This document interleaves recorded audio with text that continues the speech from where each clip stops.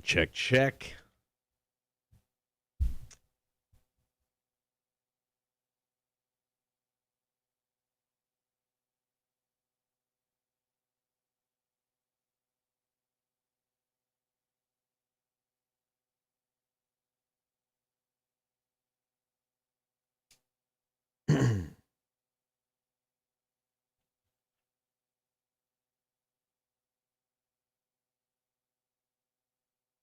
Still got like a hiss on it. Yeah, I know. I hear that. I don't know.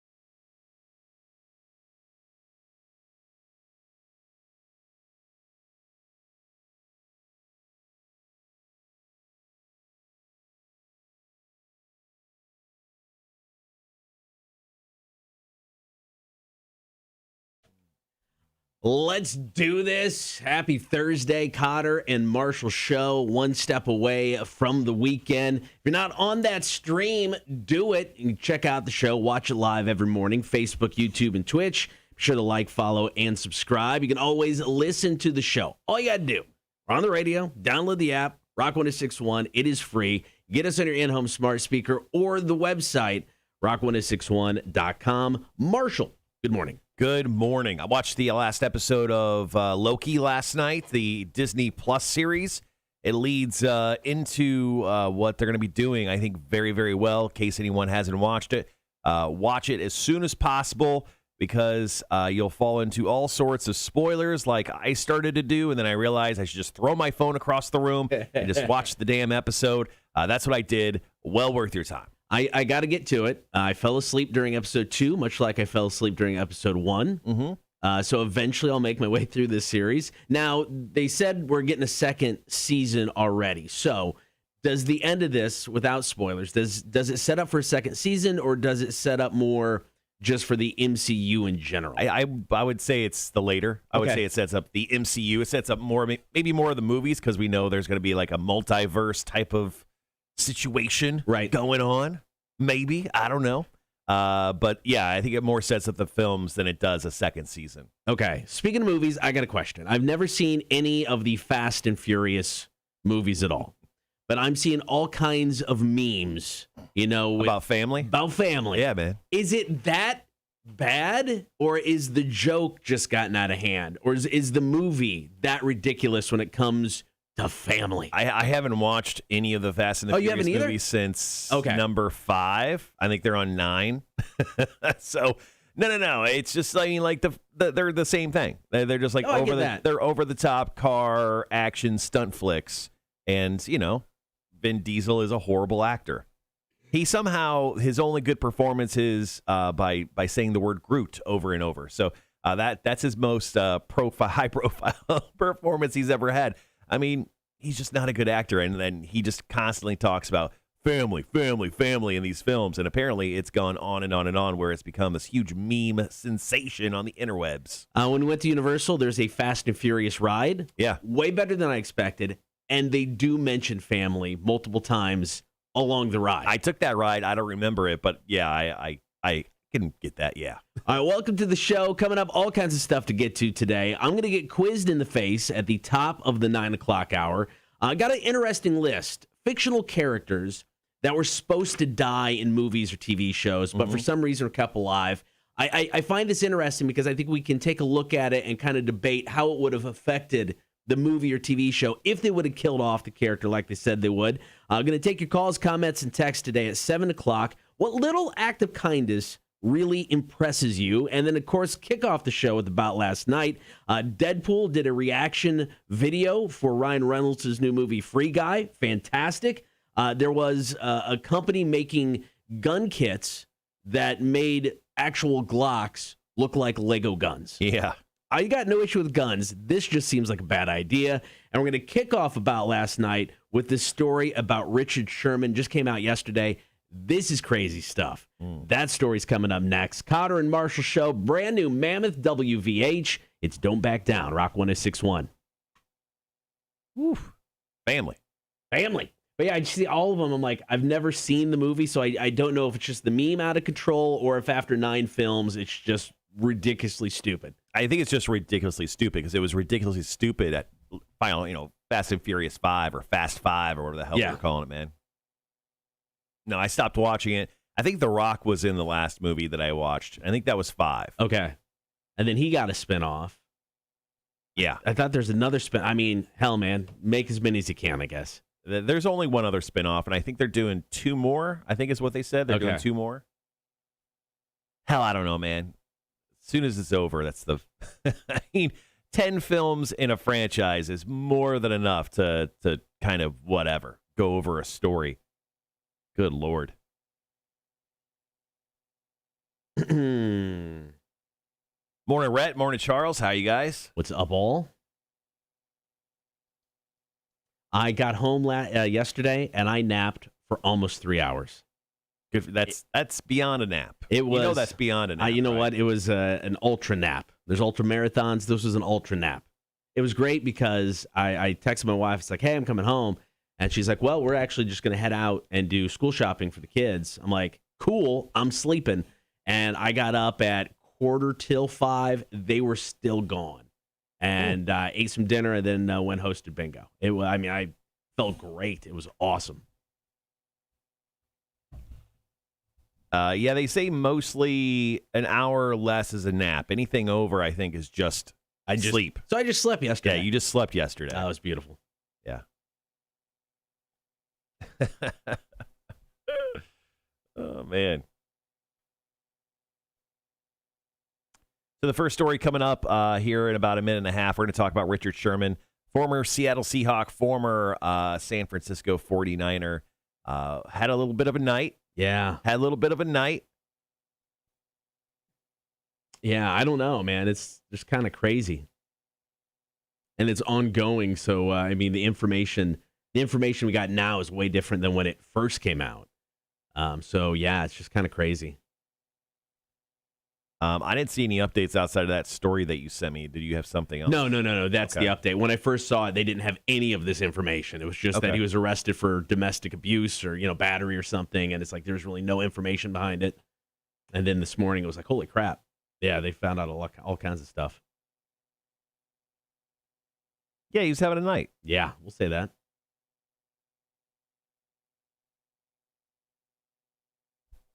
Yeah, he has always been kind of a head case. Charles just mentioned that he's always kind of been a head case.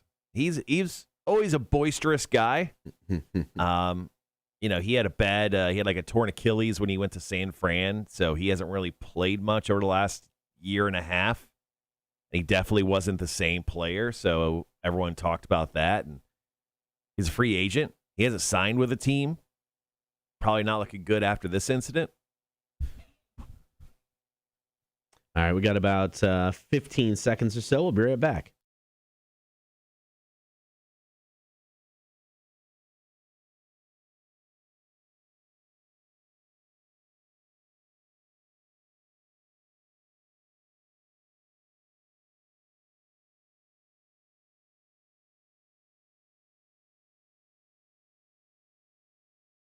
NFL star Richard Sherman has been arrested. Details in a second. Don't forget, get on the stream, join the horde. Watch the show every morning, Facebook, YouTube, and Twitch. Be sure to like, follow, and subscribe. So NFL star Richard Sherman was arrested yesterday morning after an incident at his wife's parents' house in Redmond, Washington. He showed up at the house sometime before 2 a.m., tried to get inside, Richard's wife, Ashley, actually had to call 911 to report that her husband had drank 2 bottles of alcohol. I think it's reported vodka and Hennessy. Ooh. And then... what a combo. I know, right? Then tried to fight her uncle and then threatened to kill himself. I need officers to my house now. My husband is drunk and threatening to kill himself. Stop. Are there any weapons? Stop. No, there's no guns. I'm saying there are no weapons, ma'am. There are no weapons. You need to stop interrupting me so I can get the information I need to get officers expedited. I need officers here now.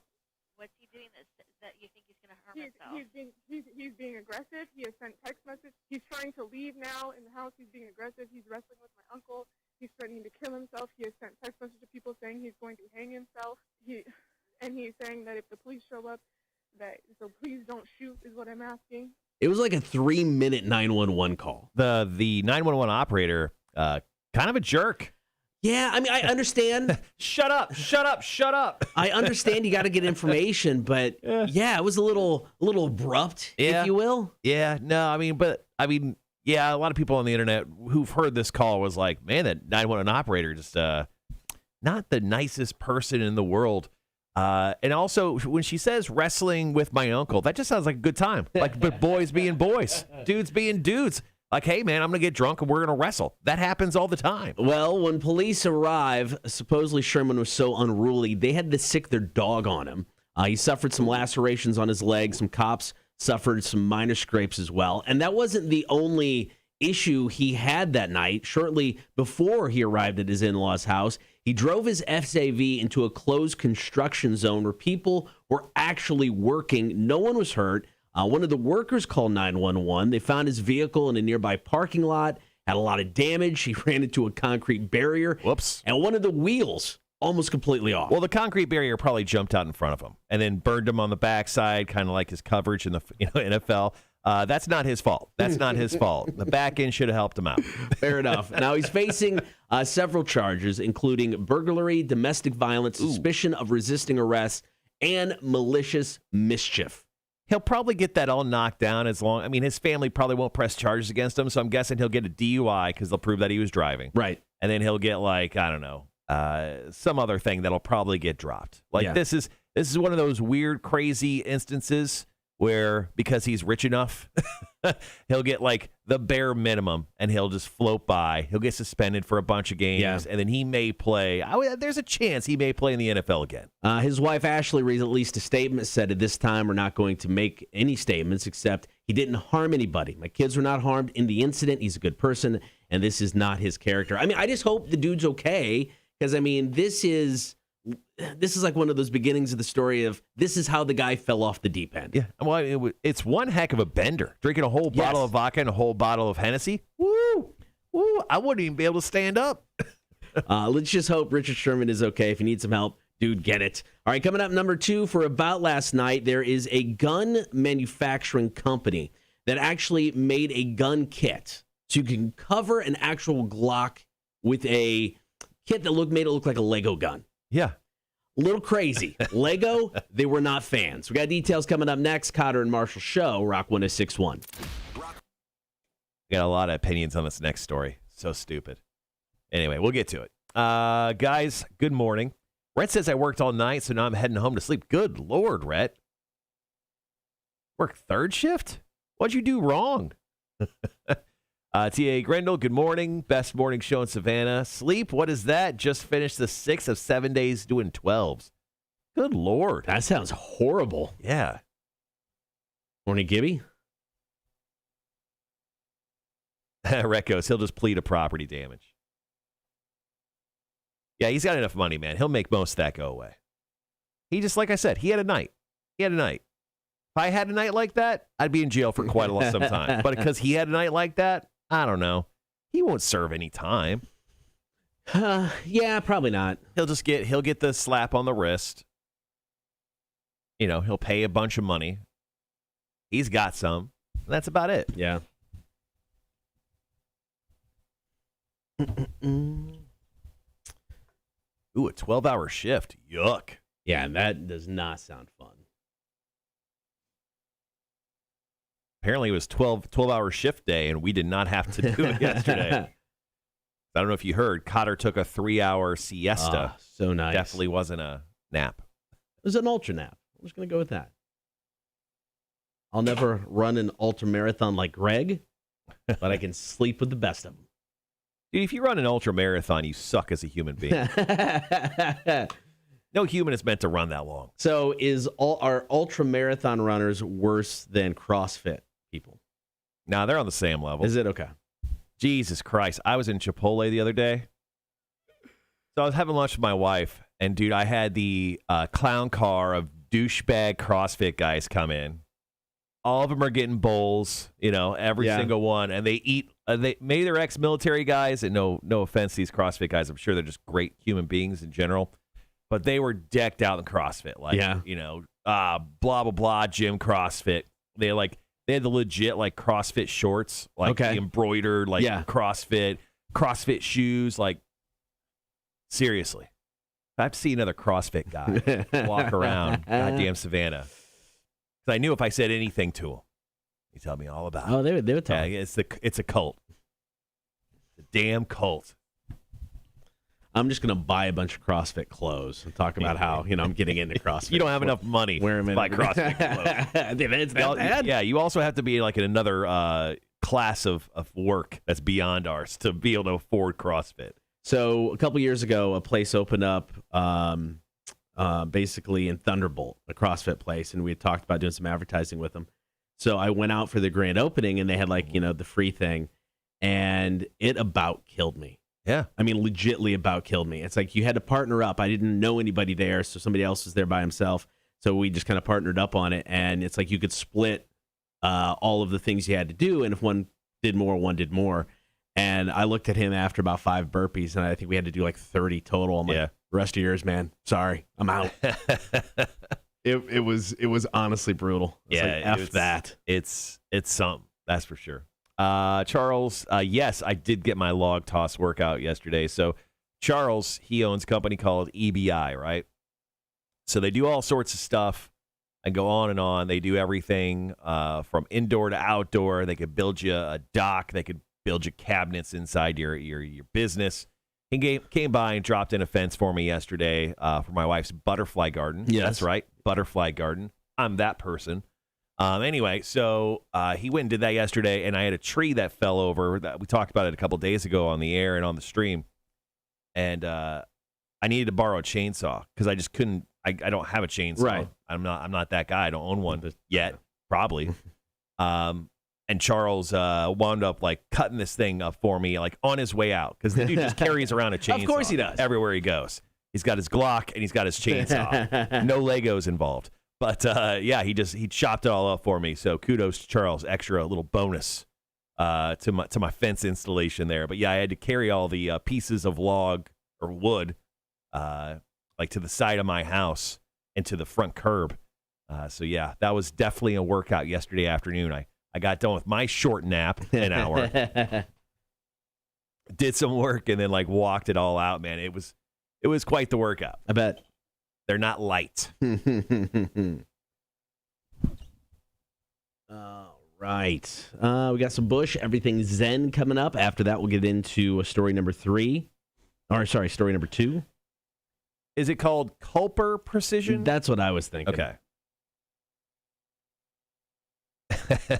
No charge for the tree. I got some PBRs for you if you want them.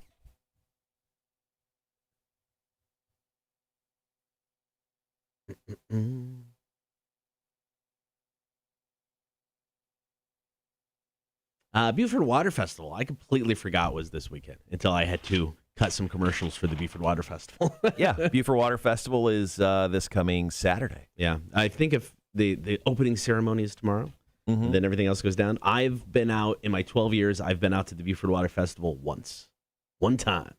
We did bed races. Oh, okay, yeah. So and I've done bed races in the past, and fun, good time. So they basically gave you a hospital gurney, and usually it's 100 yards, max. It's the shortest effing race ever. This thing seemed like it was a half mile long. I mean, you start full bore, and then you're like, why am I still running? And by the end, it was just walking. Man, really? I don't know. It wasn't a half mile, but I mean, it was long enough to the point where this is stupid, guys. You're killing me. I think it would probably want it to be like, 100 yards is not that long. No, I know. So you'd probably want it to be at least even the short side, 300 yards to 500 yards if you're doing like that sort of competition. Right. Yeah.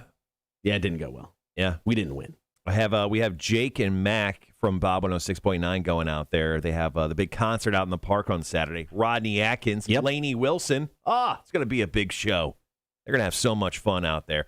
I'm not going to be able to make it. Unfortunately, I got some family in town, so that happens. Yeah, I will not be going. Rhett goes, I don't have a fire pit in the backyard. Marsh, some Mellow, and Mellows a drink whiskey. Use that wood. I'm going to do, there were small pieces. There were some smaller pieces. I just threw them out on the curb. The larger pieces I kept to the side. My friend's friend wanted them. And Charles, who's part of the horde, actually he's a treeologist, apparently. I don't know if that's the right word, Morning Holly. Morning Holly. But my tree is a Bradford. Oh. It's a Bradford tree. Sure. Did a little Googling yesterday. It actually has another name. Hold on. Has its scientific name? It's actually also known as a Bradford pear tree, although it's never produced fruit. I don't know if it's supposed to or not. Okay. But, that shit's dead. it's like from the moment I bought the house to this moment, it is literally half the tree it used to be. Yeah. So, yeah, I got to cut that down. All right, guys, we're about 90 seconds away from going back on the air here at Rock 106.1. Next up, we're going to talk about this gun manufacturing company or gun kit manufacturing company called Kotter Precision, based out of Utah. They went a little wild, put together a kit, probably that they shouldn't have. Yeah, this one was a little weird.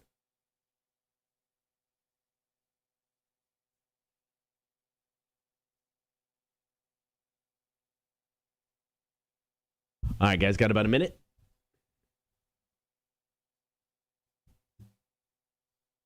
Bradfords are notorious pain in the ass trees. There you go. Had no idea. I don't know what happened to that tree in the lifespan of it. I don't know if it was me or someone else, but that damn thing has split off twice now. Yeah. Somehow missed my house twice. So yeah, it's got to come down. Third time's a charm. Yeah, it's because all that's left is the crap facing your house now. Yeah, it's just kind of like on the left hand side there. Yeah, I gotta figure out the best way of taking it down. Then I figure out if the HOA is gonna give me any crap about taking it down, which I don't think they will. I wouldn't think. I mean, damn thing's split in half. Yeah. I don't know what they want me to do. All right, guys, be right back.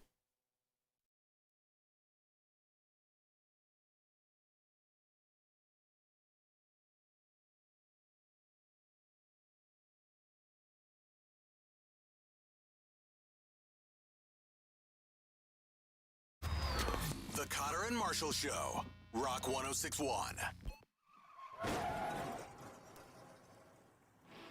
Story number 2 about last night. Now, I would imagine a lot of us growing up, if we had Legos, sometimes would make a Lego gun. Sure. Play guns with the Legos. I get that as a child. Well, Kotter Precision, a gun maker based in Utah, took it to a whole nother level. They were selling something called the Block 19 kit. Now, it was a Glock pistol cover that made a real Glock look like a Lego gun. They even advertised it on Instagram with the text, "Here's one of those childhood dreams come true." Is it really a dream, though? When I was growing up, I was like, man, I want a real gun that looks like a Lego gun that shoots bullets. That's the thing. And the most actually absurd thing is actually how much this thing costs. Yes. Because it was about $750, and that is the absolute most ridiculous thing I've ever heard. An organization called Moms Demand Action, who are advocates for stricter gun laws, reached out to Lego about the gun. Lego not happy about it. So they sent a cease and desist letter to Kotter Precision to ask them to stop producing the gun. Shannon Watts, founder of Moms Demand Action, said international shootings have risen by 30% in the past year. She told the Washington Post that her first reaction upon seeing this gun was that it was sick and children would die. I mean, I don't think children will die just because of that existing. I think what she was going at, if this gun was laying around a house, kid picks it up because he thinks it's a toy. Sure. I think that's what she meant also by that. Also, I don't imagine, I mean, as a grown man, first of all, they only sold like 20 of these things. Yeah. But as a grown man, I couldn't imagine putting this on my gun and then showing my buddies and being like, check out the Lego gun. Also, Legos are notoriously, as a man who's walked over hundreds of them on a treadmill, the video's out there on the YouTube page of the Kotter and Marsh Show page. How could that ever be comfortable? Yeah. You're not going to hold a Lego gun and be like, let's go shoot 30,000 rounds with this thing. I mean, your hand would be rotten meat at that point because it would just be all sorts of torn up. Yeah. No, I get it. I mean, I don't know. I bet it was more of a showpiece for the people that bought it. I mean, I bet it was something just like a conversation starter more than, hey, I'm going to go hit the gun range. Let me grab my Lego gun. Yeah, here's my Lego gun wall. You may have noticed there are 10 of them there. Yes, just all along the ceiling, unlocked, ready to go at any point. So weird. Yeah, no, I mean, it's like, you're a law-abiding gun owner, own as many as you want. Don't care. This one was weird for me, though. Now, they did stop selling it. I think that makes sense. Lego, kind of a big company.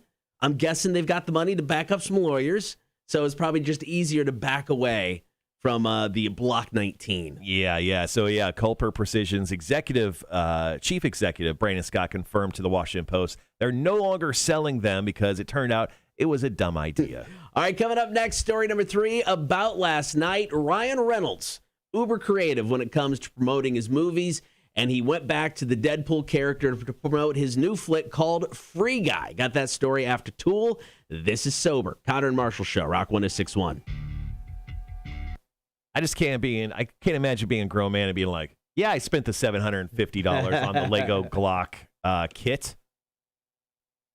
Let alone, I mean, I'm sure it's just like kind of put together. You just kind of place your gun in it or whatever. Right. That's what I'm imagining when I saw the pictures. I'm like, but also, could you imagine if they just sent you the loose pieces and you had to put it together? What a bitch that would be. I hate putting any Lego together at this point in my life because I just don't have the patience for it. It's just crappy Lego instructions. You're like, Like, I spent $750 and I got to put the damn thing together? This is bullshit. Red goes, good way to get shot by the cops. I think if you own the Lego kit, yeah, you probably should. You should get shot by the cops just on principle. Because you shouldn't own it because it looks dumb. If I walked outside of my house, I'd be like, yeah, I probably deserve to get shot.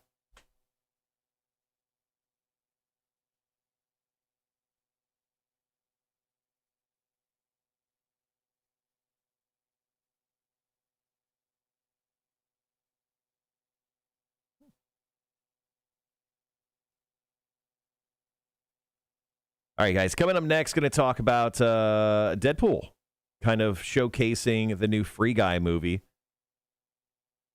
And it's a little fun, especially if you're a comic book nerd, because it kind of leads right into Deadpool joining the Marvel Cinematic Universe after being owned by Fox for years and years and years. Hey, give me 1 second. I'm going to listen to this.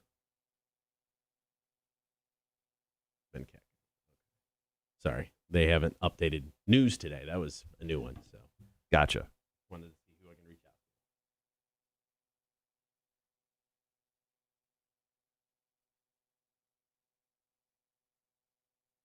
out to. Coming up later in the show today, we'll also take your calls, comments, and texts about what little act of kindness really impresses you. From opening doors for old ladies to holding the elevator to just being extra kind and tipping your servers and bartenders. I mean, what little thing you're like, wow, you know what? That person's not a giant piece of shit. That's kind of what we're shooting for there. Later in the show also, Jeffe, the new music beta fish, will choose some new music for us. There is a new band. I think they're at least new to me. Called the Record Company? Yes. Record Company. They have a song called How High. I sat down and listened to that yesterday. It was okay. Really? I like it. It was okay. And then Seether has a new song called Wasteland. Now, this is their new single that I talked about on Marshall's Music News a few weeks ago. It'll be between one of those two songs. We'll play some trivia for some Adelita's Way tickets. Also, we'll hook the winner up with some bar crawl passes. And Kotter will get quizzed in the face. I have created a nice little quiz today. So I don't know if you heard, Kotter. There is a young lady, 14, Zelia Avant-Garde. She won the 2021 Scripps National Spelling Bee on July 8th. I don't like where this is heading. She became the first black American to win it in the competition's history, which obviously is a landmark. That's awesome. Very, very cool. So today's Quizzed in the Face. And what do you do? What do you do for a living? I work in radio. Yeah, you work in radio. Yeah. So you've been working in radio for how long? 25 plus years. So you probably know a little something about radio stuff, right? Sure. So I'm going to give you a short spelling. It's only 8 words. Okay. We're going to have you spell radio parts. Okay. Radio technology. Spoiler alert. I suck at spelling. So this should be a good one. Could go really good one today. Could have put up the big first big goose egg. I think there's a couple in there that you'll get. I threw a couple lobs in there. Okay. It shouldn't be that embarrassing for you, but I'll say you'll probably get 50-ish% of them. There's some other ones that could be really bad for you. But I've never done a spelling bee on you, so I thought, you know what? Let's change it up. No, that'll be fun. Let's change it up, man. That'll be fun. So we'll do a little spelling bee action for Kotter today for Quizzed in the Face. Gibby, thanks for sharing that, buddy. Once again, our call, comment, and text thing. That's actually a great one, Gibby. Thanks for pointing that out. Our call, comment, and text today start at the top of the 7 o'clock hour. What little act of kindness really impresses you? Oh, here we go. Sorry, guys. Rock 1061.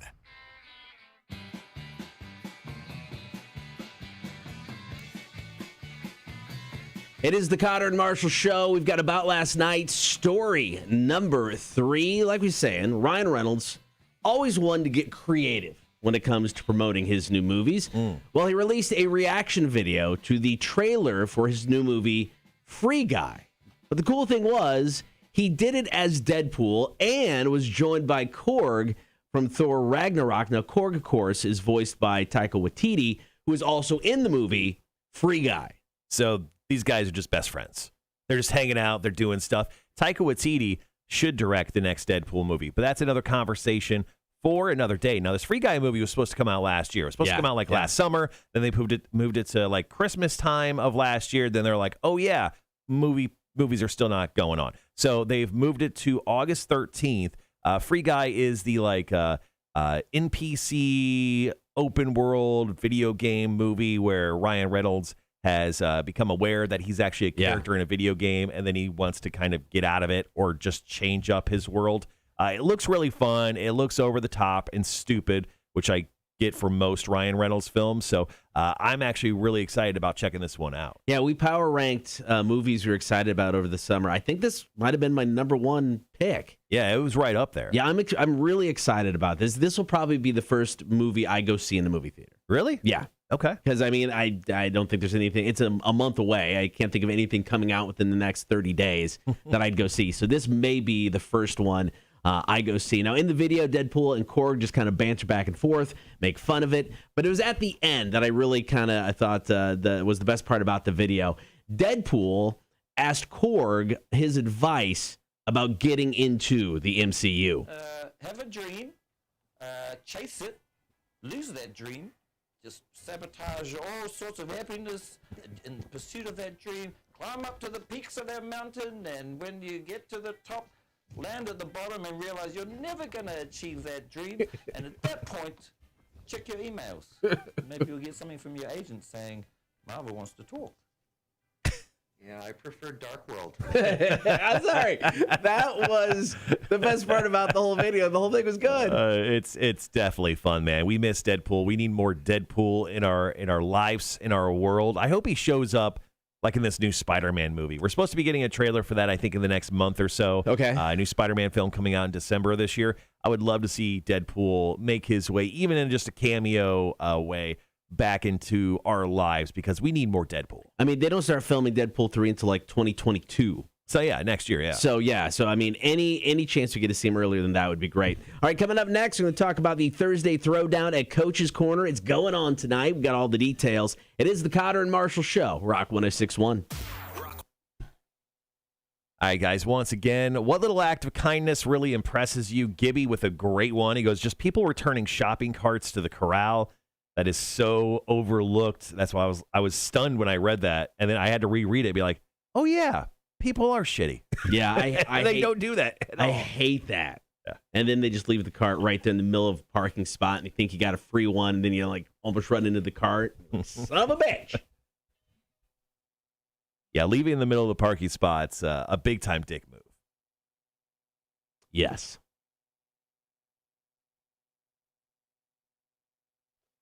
All right. After commercials, got latest from Rise Against, Nowhere Generation. Quick update about Thursday Throwdown going on tonight. Mm-hmm. Then, yeah, we'll get into the calls, comments, and texts. I got to share the show. I forgot. Okay, yep. Go for it.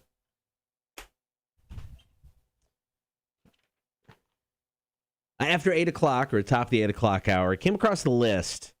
These are fictional characters from movies or TV shows that were actually supposed to die. So originally in the story, they were going to be killed off. And some of them, I think, way more impactful to the story that ended up being told than others. So we're going to take a look at some of these on the list and just kind of, maybe fantasy book how the movie and or series would have gone, the direction it would have taken, or how it would have ended if this character was killed off. I mean, I think some of them, if they would have been killed off, it would have changed it in a negative way. And I think there's one specifically I have in mind to where I don't think we would hold this in as high regard as it is now. And then there's others where I'm like, yeah, I think that might have benefited or at least not hurt the story at all with some of those characters. So we'll talk about that after 8 o'clock. Like Marshall was saying, Jeffe 2 is going to pick a new song. Going to get quizzed in the face. A radio jargon spelling bee. That will go well. But it'll be fun. Morning, David.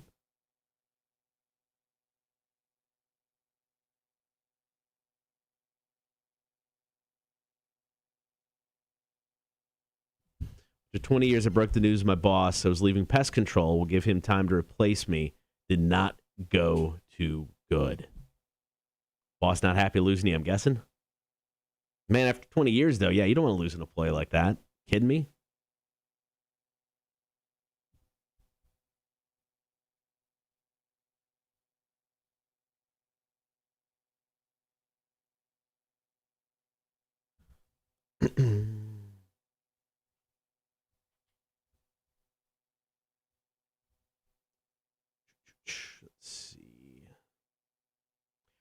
For the first time ever this evening, the family and I are going to try an escape room. Oh, that's cool. Which one are you going to? We're going to the one right across the street from the one with the bar. Because I wanted the one with the bar, but unfortunately they didn't have any. They were booked up. So it's like you got the rail, then you got one right next to the rail, and then you got one right across the street from the one right next to the rail. Right. The one across the street has 3 rooms, and it's downstairs. Yeah. That does have a bar. That's the one that's got the bar. They didn't have anything available tonight, so we're going to go to the one right next to the rail. And we'll see how we do. It's the one we ended up picking was the difficulty was like 8 out of 10 and 20% completed. We are fudged. There's no way we're getting through this. I'm relying solely on my kids and their intelligence to figure it out. But something we just wanted to do, never got around to it. Before the kids take off, figured why not?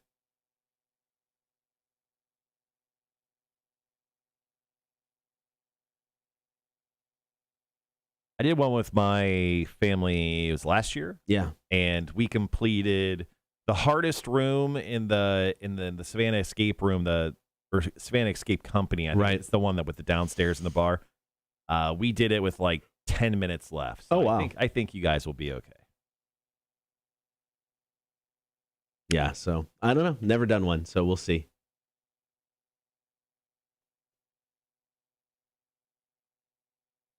I got about 30 seconds left to commercials. Rise Against Nowhere Generation is coming up. Then we'll talk Thursday Throwdown at Coaches, and we will set up our call, comment, and text segment. Don't forget, already talked about Buford Water Festival going on this weekend. If you're down for some indie pro wrestling, CEW is back at Coastal Empire Beer Company tomorrow night. I believe the show starts at 7 o'clock. I will be your official ring announcer for the evening. I will also be there drinking beers. So if you're there, let's grab a beer. Should be fun. If you haven't come out yet and like indie wrestling, it's a really good job from these guys. They always put on a great show. If you've never gone to an indie wrestling show but are down with pro wrestling, you've got to check out an indie show. They're always a blast. So it's a good entry into it tomorrow night at Coastal Empire Beer Company with CEW. Voodoo Jack on the card. My arch enemy. And when you do announcing, do you give him like the full like boisterous like intro, or is it when like he comes out, he's like, "All right, ladies and gentlemen, Voodoo Jack"? I out of respect to the crowd who doesn't know the backstory, I'm a professional and I give him the full entrance. The last fucking thing you are is a professional. Get out of my face with that stupid comment. Let's see. Rhett, have a good sleep, man. Speaking of escape rooms, there's a movie about that. Sequel's coming out soon. Ooh, I saw the first one. It was okay. Okay. But I saw the trailer for the new one. It still looks more okay. So I'll probably still watch that. I never done an escape room. Too impatient. I just picked the lock or kicked the door down. Yeah. I mean, the rooms I did are actually pretty interesting. It's always cool to obviously do it. I would say do it with at least 3 people. Yeah. With the whole 2 people thing, I don't know. Yeah, it'll be 4 of us. Let me see. I don't remember what the theme was. Let me see what you picked. What was the difficulty you said? 8 out of 10. But I have nothing to base it on, so I don't even know what that means. We are doing the Lights Out at the Museum Art with a Twist. Yep, sure. That's the room we're doing.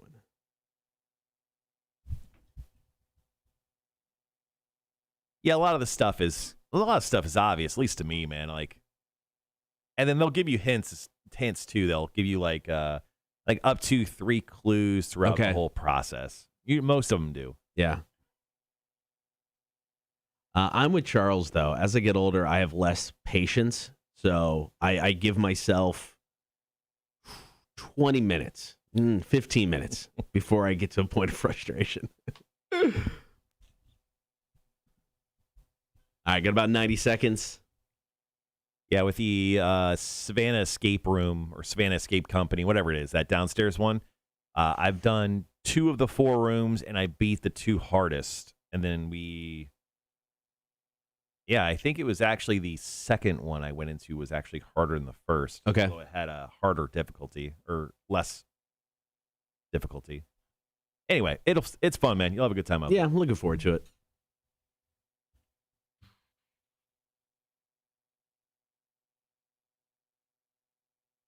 All right, under a minute.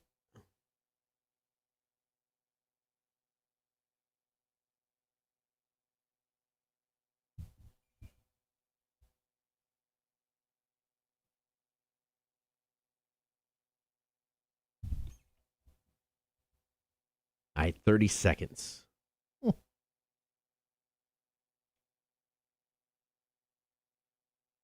Red had an interesting comment about my Bradford tree, and I didn't know what it quite was until I just Googled it. I'll talk about it here on the side of the break. All right, guys, be right back.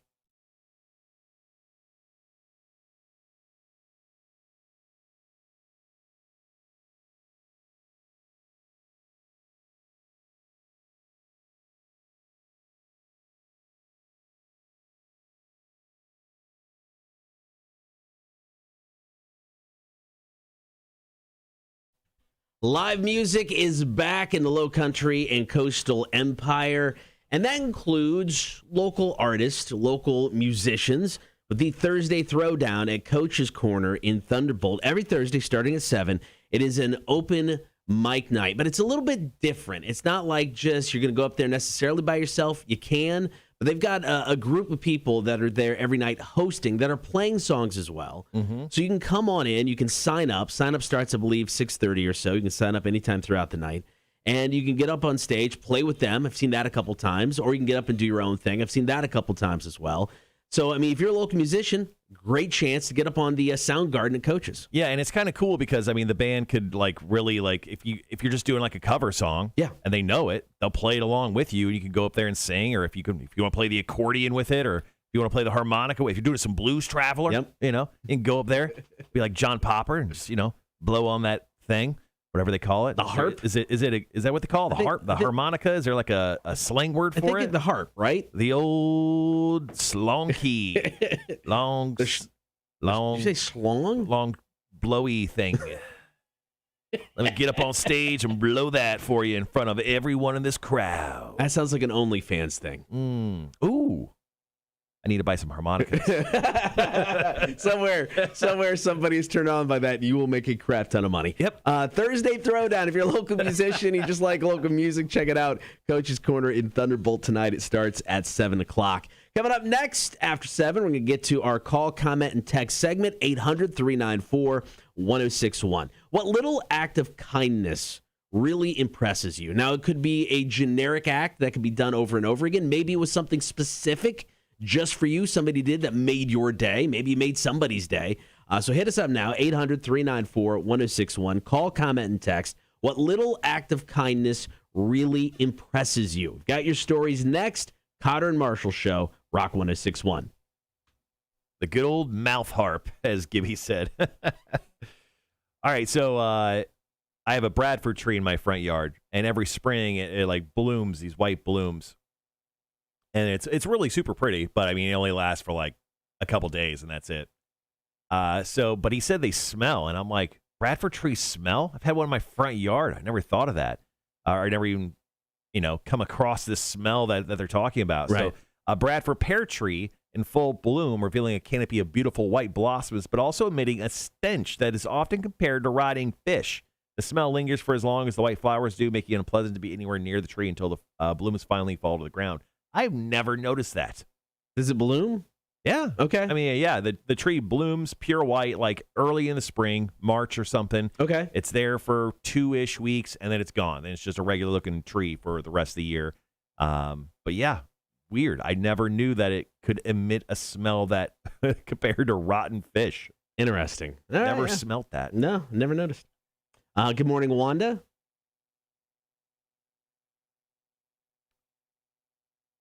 Thomas, thank you for sharing that, buddy. Appreciate that. Once again, top of the hour, going to ask you guys, what are the small things that really impresses you when it comes to little acts of kindness? From holding doors for old ladies, pulling your jacket over that puddle, doing what you got to do. What's the one thing that really impresses you guys? Maybe it's something you do, or maybe it's just something you see over and over again. Let us know in the comments, and we're going to share all of those coming up here at the top of the 7 o'clock hour.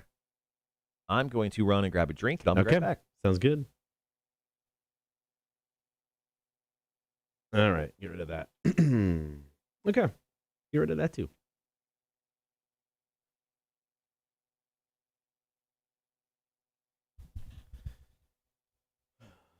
All right, guys, it's a Thursday. A couple more days left. Weekend is here. Hopefully, you guys got some good weekend plans.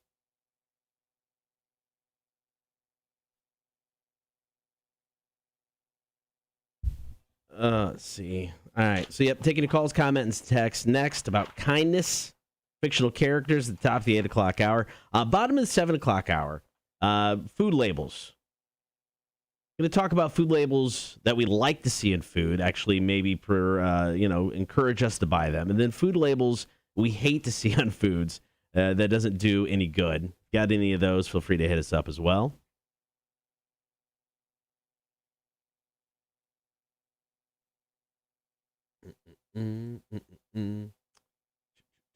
Wanda, Thomas, the question probably not for air. Partner makes you sure you're satisfied. Don't forget and make an effort every time, because let's be honest, not all chicks are the same. It's true. Very true.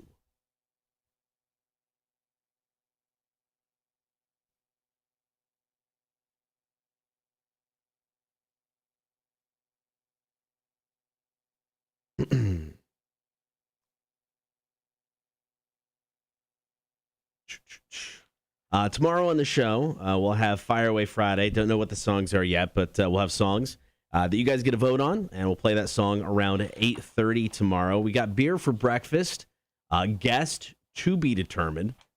We'll figure something out. We'll drink beers regardless, and we just don't know who's going to join us in studio yet. So we'll have to wait and see. It'll be a surprise. It'll be a surprise, everybody. It'll be nice. So beer for breakfast tomorrow.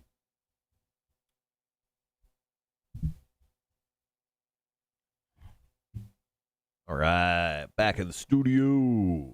Phil, thanks for dropping that in, man. Appreciate that.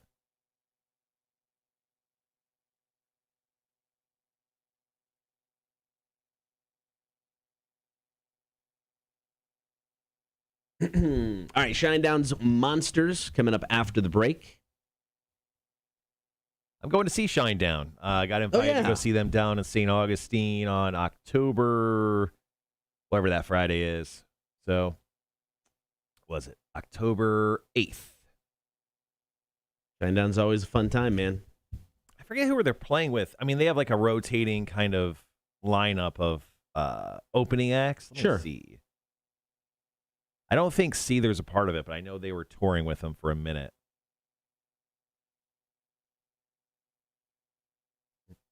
But yeah, this fall is definitely going to be full of concerts that I'll be going to. I'm going to go see Shinedown down in St. Augustine. Plan on going to see Shaky Knees at least that Saturday, where we have Run the Jewels and Royal Blood, kind of a twofer when it comes to bands that I've gotten really into lately. Yeah.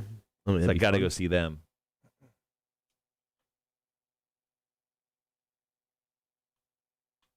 Did you see that Metallica celebrating their 40th anniversary, doing a show in San Francisco, 2 nights, 2 different sets? Mm-hmm. It'd be pretty cool. But in Atlanta, too. Yeah. Yeah.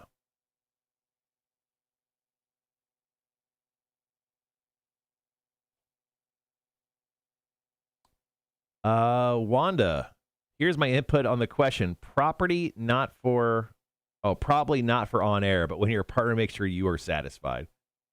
No, we can bring that up. You want me to drop your first and last name with it? Your address, maybe, depending.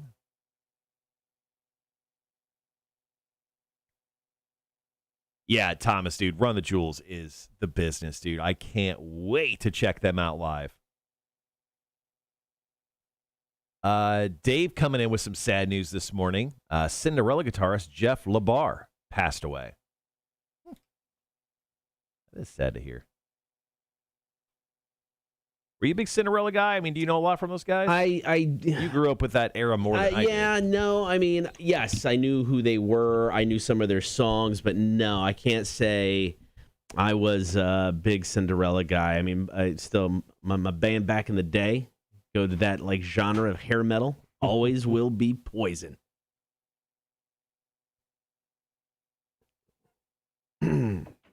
Really, really liked Poison. Dirty Honey will be opening up for Shinedown when I go see him down October 8th. Okay. Yeah, they're not bad.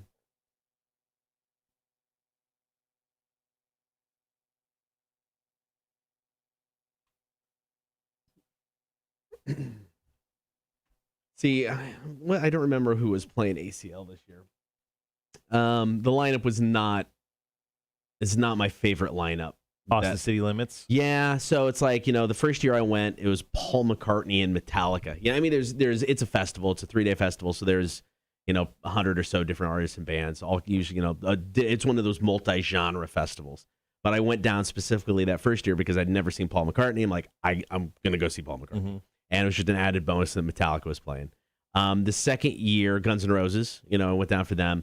I never saw the lineup for last year, which obviously eventually got canceled. So here's some of the bands this year. George Strait, which actually I'm not a big country guy, but I've heard he puts on a great show, so that may not be bad. Miley Cyrus, who I think is uber talented. I think I would love to see Miley Cyrus live. I'm a little torn on that. I think she'd be kind of cool. I mean, I think she's uber talented. I think she's got a great voice. Then on the next night, it's Billie Eilish, who I think has got to be a boring performer. She was at Austin City Limits a couple years ago, and I was there. I didn't see her. Rufus de Sol, who I don't know. On Sunday, Stevie Nicks is playing. That's pretty cool. But then you've got, let's see, Greta Van Fleet, Band of Horses, which would be good. John Baptiste is playing. A band that wants to put me to sleep every time I listen to them, Band of Horses. Really? Yeah. Modest Mouse. They're probably the one I'm most excited about. I love Modest Mouse. You're not excited for Stevie Nicks? Am I? Yes. I can't guarantee I'm going to go to see Stevie Nicks. We'll see what else is going on. But Modest Mouse, I'm probably most excited about.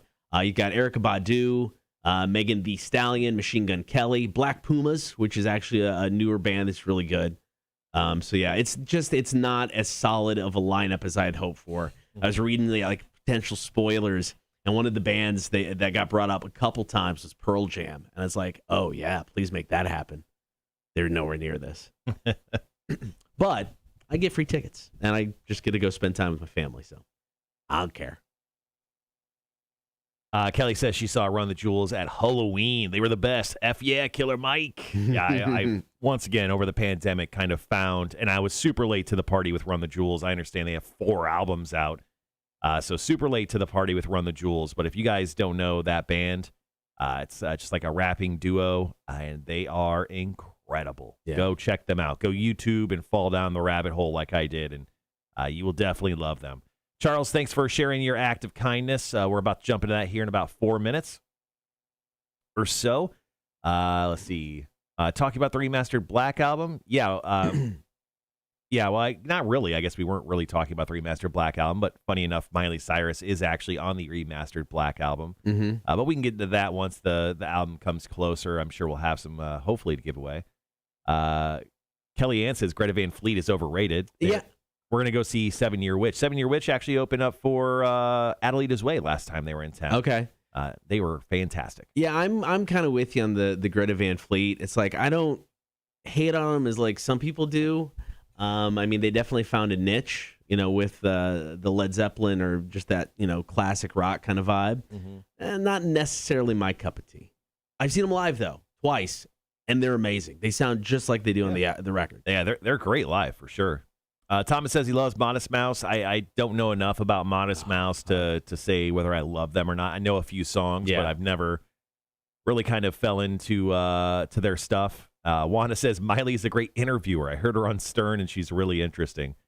Miley's great, and I think I like her. I like her more from just her non-musical stuff, but because she's so great in her non-musical stuff, I want to go see her in a concert. Yeah. I mean, she's got a great voice. I'm not as impressed with the cover she did with the Metallica stuff, but typically her covers are pretty good. And she's got a great voice. She's just a unique personality. I don't know. I don't think I'll go. I just imagine the crowd for that. It's just going to be stupid. Mm-hmm. I say one of the highlights for me for ACL was it was the one a couple years ago. I got to see Childish Gambino. Amazing live. Absolutely amazing. It was incredible. Dolly Parton is Miley Cyrus's godmother. Yep. Fun fact, didn't know. All right, guys. Charles, Gibby, Rhett, Thomas, Phil, Wanda, thank you so much for sharing what you think are really awesome little acts of kindness that really impress you.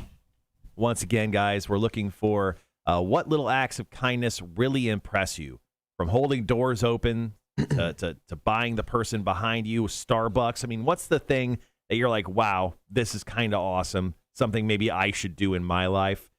Kelly, let us know what you think. And everyone else who hasn't chimed in yet, feel free to drop in your comments on the stream. We'll get to those here in a little less than 2 minutes. I only got one off of Facebook. It's a good one, but I only got the one off of Facebook. So, I mean, I could start with mine.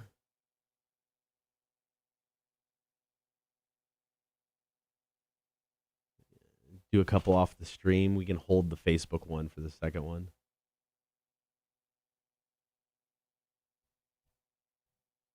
Yeah, I only saw this as a 2-breaker. Yeah, let's hold the Facebook one for the second one. Then if you want to do a couple, start with mine. And we can start with yours, the second break. Mm-hmm. I know Vic is busy because it's Thursday, but I would really love to know what random act of kindness, puts a smile on Vic's face. Elaine, topic today is what's little act of kindness really impresses you? Gibby said earlier, people just returning shopping carts to the corral. He thinks that's actually a really good one, and so do I. From holding doors open for old ladies, holding the elevator. I mean, just, wishing people a Merry Christmas. I don't know. Morning, Sean. Morning, Elaine. Yeah, go ahead and let us know, guys. What are the little acts of kindness that really impress you?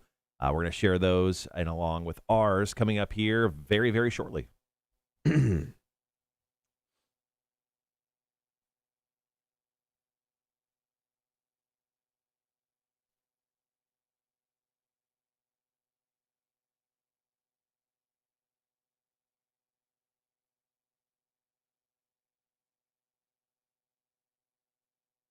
All right, guys, be right back.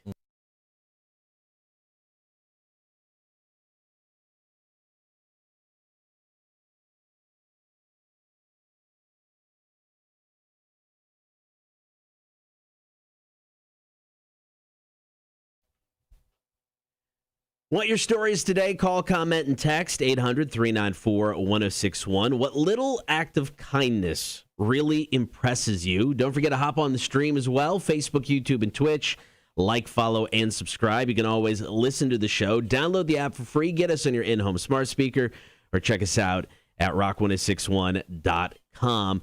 Now, the little act of kindness that surprises me, I think more than any, because I see it less and less, is people waving back, after like you wave to them in the car, it's like right. You let them in, you give them a wave, or, somebody lets you in. It's a complimentary wave. I want the wave back. I know it means absolutely nothing, but I want that wave back. I don't think I'm asking too much for just a little, hey, thanks, man. I'm a big time waver. Yes. Oh, I love waving in the car, especially in the neighborhood when I'm going slow, 20. Wave a neighbor. I'm just looking for neighbors to wave at. Sometimes it's wave at the houses. Just in case they're looking out. Just in case they're looking out, Kotter, just in case. Now, I had a little random act of kindness this week. I was getting my tattoo over at Honor and Grace, and Kelly was like, hey, we're going to get some coffee. Do you want some coffee? I'm like, I'd love some coffee. I had a nap today. Yes, give me coffee. And I went to give my wallet. She's like, no.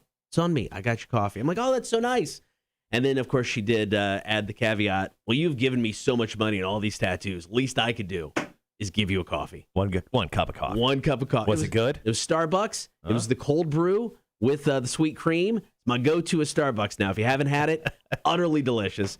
So that was nice. But the one thing that impresses me the most, and both of my kids are good kids, but my youngest, Ella Jean, may be the nicest person I have ever met. Mm-hmm. I mean, when she was a young kid, she started a lip balm company just to give money to charity.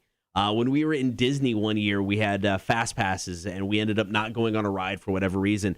And she just walked over to a family who was in line and said, hey, you want these fast passes? And I mean, she was maybe 10, right. Maybe. I mean, she has just been that way. Is she still that way now? She's still that way. Yeah, she's going to get run over in life, man. Well, she gets dropped off of college in a month. Oh. We'll see where she is after that, that first semester. A lot of tears are coming her way. But she is honestly the nicest person, will go out of her way for anybody I have ever met. I mean, I feel like a horrible human being when I talk to her sometimes because she'll say things and I'm like, really? You're going to do that? And I'm like, oh, wait, I'm an a-hole now. Never mind. Now that she's going out into the wild of life, man, we'll see if she comes back the same way. If she comes back this savage. Just smoking and doing shots of Jack just to get through the day. She's driving down the street, flicking cigarettes at kids.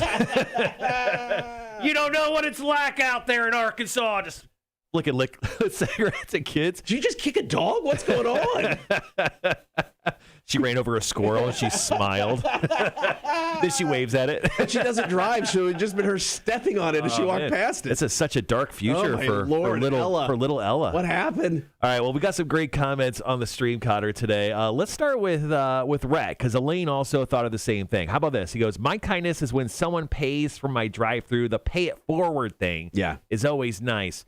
Now, this one touches me because this never happened to me. I've never had this. Yeah. Is it because we're terrible people? Probably. So do you ever, like, if you're the person that's ever done this, have you ever looked behind you and been like, not that guy, not that family, no way? That's an excellent question because, I mean, you do get that first impression look, And if they're just, looking, I don't know, gnarly or something, you're like, no, not paying for that guy. And also, does it change your mind? What if it was like a car full of, like a minivan full of kids and stuff, and you're like, not today. The wallet's not that fat today. I think that's fair. I mean, it's not like you need to drop $75 on the meal behind you. Right. If you're seeing a bunch of people. Now, it would really suck, though, is if you see the one person, it's a little old lady, and you're like, I got her meal. And then you get up there, and she's like, oh, she picked up an entire thing for her church. It's going to be $250. Never mind. How about this one? Gibby says, people returning shopping carts to the corral, which that's like the simplest thing. Like, I know we're asking for small, little, simple acts of kindness. It's almost not even a kindness thing. It's like a courtesy thing. But at this point, because people are so bad at it, we look at it as a kindness. I have, because go to my kid works at Kroger, so I'm at Kroger way too much now, dropping off, picking up. I have somebody's like gone out to the car, not taken the cart back. On my way in, I walked over, stared at them, grabbed it, and walked it back to the corral. Okay. Because I'm like, come on. It was 15 feet away. Walk the damn thing back. You're just out there like Jesus judging people. You actually do have a Jesus-y look right now. You should just wear a robe to Kroger. Just stare at them. It's a pet peeve of mine. It really bothers me when they don't do it. And somebody's, you're 15 feet away. I'm going to go do it. We got to get you a Jesus robe to start shaming people for not doing shopping this. Shopping cart Jesus. It would be pretty incredible. All right, let's do one more, and then we'll jump out to break here. How about Charles? Charles is our poet laureate of the show. He writes the best poems. Also, I think he's just kind of the old man. He's the compass, the moral compass sometimes to our show. He goes, I'll go with this one. Whenever I see a younger person doing something that is second nature to my generation, like giving up a seat to a lady, opening a door, offering a hand to an elderly person, etc. That's a good one. Those are all good ones. Yeah, those are good. I like those Except a lot. for this day and age. You don't want to, Can't touch anybody now. You can't get too close. Yeah, you bring the Perel with you. All right. Call, comment, and text 800-394-1061. What little act of kindness really impresses you? More of your stories coming up. Kotter and Marshall Show, Rock 1061. Pretty Reckless, Death by Rock and Roll. Thanks for sharing those, guys. We do appreciate it. Stare at them, flip out a little notebook, and pretend to write their name in it. That's from Sean. That's a good one. I read something the other day. I don't remember what website it was on, but it was kind of like, just a bunch of posts about random acts of kindness. This one person said that when they go through like a grocery line, and if it looks like the person ringing things up is having a bad day, they'll go, hey, I'm thinking about getting a candy bar. What do you recommend? What do you like? And then whatever they recommend, after he pays for everything, he just gives it to them. It's like, hey, cheer up. I'm like, that's just kind of a neat little thing to do. Yeah. All right, so we've gotten quite a few on the stream. Kelly, Sean, Elaine, thank you for all of yours. Really do appreciate it. We're also going to get to some of the ones that we missed as well.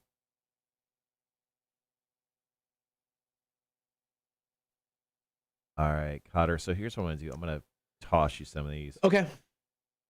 Yeah, I got one from Facebook still.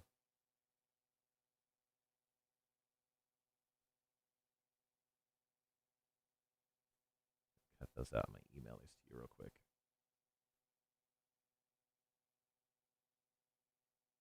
So we'll go with mine. I've got a couple that I'll run through. Okay. And then one specifically that I'll key on, and that'll be the last one. So I'll spend some time on that.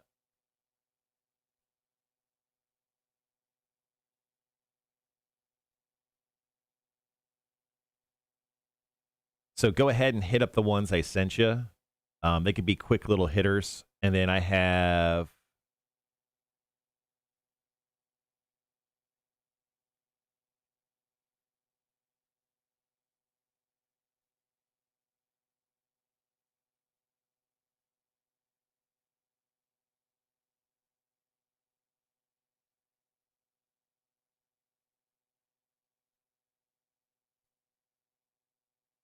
And I'll wrap up with 3. The last one will be 1, just because we can make jokes about that.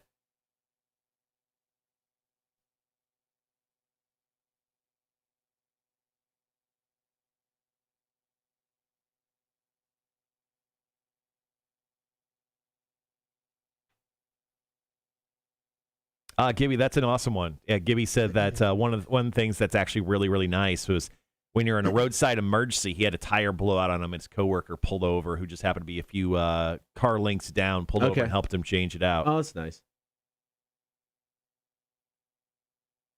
All right, got about 45 seconds. All right. So you're going to do yours first, right? Yeah, I'll run into mine. I'll run down like a small list of stuff because I found a list of stuff that between what I thought of and what I found online, and then something that recently happened to me. So okay. All right. I'll start with the long one, then hit up the smaller ones. Yeah, I've got 3 vastly different ones. So I'm going to do Kelly, Sean, and then I'll end on Wanda. Okay. And we'll wrap it up from there. Sounds good. All right, guys, be right back.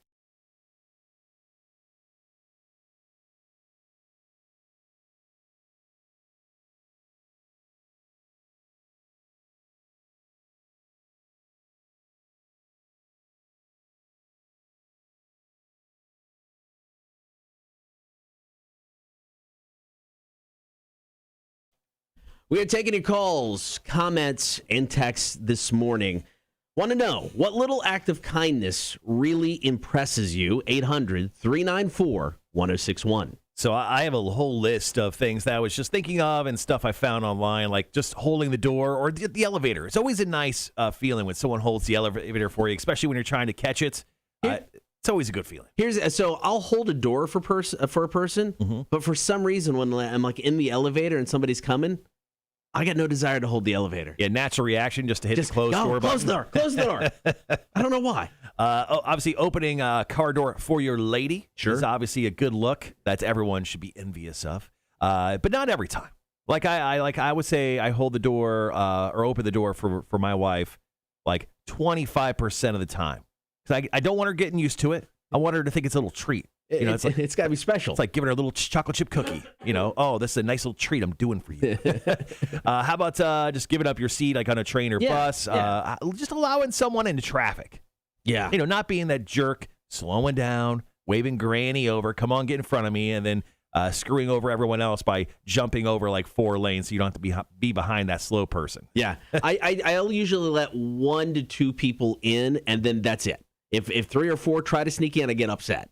So I got the Uber overload of little acts of kindness done on me this past week. So I was on vacation in Tennessee, went to Chattanooga, went to Nashville. It was incredible. My neighbor's son, I was over at his place having a drink in the garage. Right. I do that ever so often. And his son was out there, and I was talking about going on vacation. And his son's like, hey, do you want me to pick up your mail for you if you get any packages? You'll be gone for a week. And I'm like, yeah, man, that'd be great. Yeah, that'd be great. I would really appreciate if you could do that. So that little thing. But the moment I got home on Sunday, I'm talking within the hour, he came over with everything. Like they were like, I told him when I'd be home. I was like, I'll be home like Sunday night. Like they knew when I was coming. Not only did he drop off the packages and the mail, the family made dinner and brought us dinner over. What? I had chicken enchiladas. That sounds amazing. I had dessert. I had rice and beans on the side. They gave me like salsa, guac, and sour cream in a separate little container. Wow. I know. That is a big-time little act of kindness, but it was incredible. So those little acts of kindness like that, awesome neighbors like that, is pretty awesome. Do you feel the need to repay them that act of kindness? Well, yeah. Yeah, I mean, eventually I'm going to have to do something. I look like the a-hole over here, right? No, I hook them up with tickets every once in a while. Okay, with some stuff. Then that's fair. Then Yeah, I think that's fair. I came over and watched their tree get cut down. Like neighbors do. My presence is just that act of kindness. You just come over, you just drink a beer, you're like, that's the tree getting cut down, just hanging out with them. Yeah, that type of thing. All right, what little act of kindness really impresses you? Call, comment, and text. Lindsay hit us up on Facebook. I was having a really bad 2 weeks, and my husband secretly went and found a necklace I had pinned on a Pinterest mood board for a vacation in a few months that I planned to buy myself, and he bought it for me and gave it to me that night. He is a keeper. Look at him. That's going out of his way. Not a little act of kindness. That was a big act of kindness he was hoping for some return on. Yes. Elaine says letting people with a few items in the cart go before you because you bought out half the store. Yeah. And especially, if you're doing the self-checkout thing and like Yeah, there's like it's crammed with people, and this guy's got like a baby in one hand and a Gatorade in the other, and you got your full cart. Yeah, maybe let that guy go first. All right. And then Philip said, it really impresses me when servers, waiters, bartenders remember my food orders for drinks and food. Yeah, that's just being like the Norma Cheers. You just want to feel like you're that guy. It always makes me nervous, though, when you go to a restaurant you've never been before and you got like 8 people and they don't bring out the tablet, the right stuff down. They're like, what do you want? What do you want? What do you want? Hey, man, those people have a good memory, which is the opposite of us. I couldn't do that. You kidding me? On the chat over here, Kelly, who is a server, who I know, she goes, when others anonymously pick up someone else's check in a restaurant, especially when they can tell if it's a new parent, first time out, or a service member. But for the love of God, she says, if someone picks up your check, you still need to cover the tip. Yes. Yeah, ask them to charge you $1 and then always tip your server on top of that. Sean says, and this is a very unique one, he says, my random act of kindness is while pulling my camper and passing a trucker, and when attempting to get back over, they give you the headlight flash to let you know you're clear of them and can come back over. Yeah, I like that. Yeah, if you're a big-time camper guy, I can imagine that's a big deal when it comes to the act of kindness. And this is possibly my favorite one coming from Wanda. She goes, when your partner makes sure you are satisfied, doesn't forget and makes an effort every time. Because let's be honest, not all chicks are the same. Satisfying a woman. What's that? I'll show it to you on a picture later. I'll draw up a diagram over on this window. I'll explain a few things about the ladies. Okay, thank you. You should find out about. Thank you. You're 45. I should know this by now. Oh, I'm so screwed. Actually, my wife. Ugh, so bad for her. She's not. She needs a little act of kindness. All right. You can continue to text those in or comment now. 800-394-1061. It is the Kotter and Marshall Show. Rock 1061. Okay. What up, Gavin? How you doing, man? Show's going great. What was that? They didn't update, so we didn't get our news updated. So I've been trying to reach out to people so we can get our news updated this morning. And the guy who normally does it's out of the office, and he finally responded. And I never know who to email because I never know who's there. I'm so sorry that's happening to you.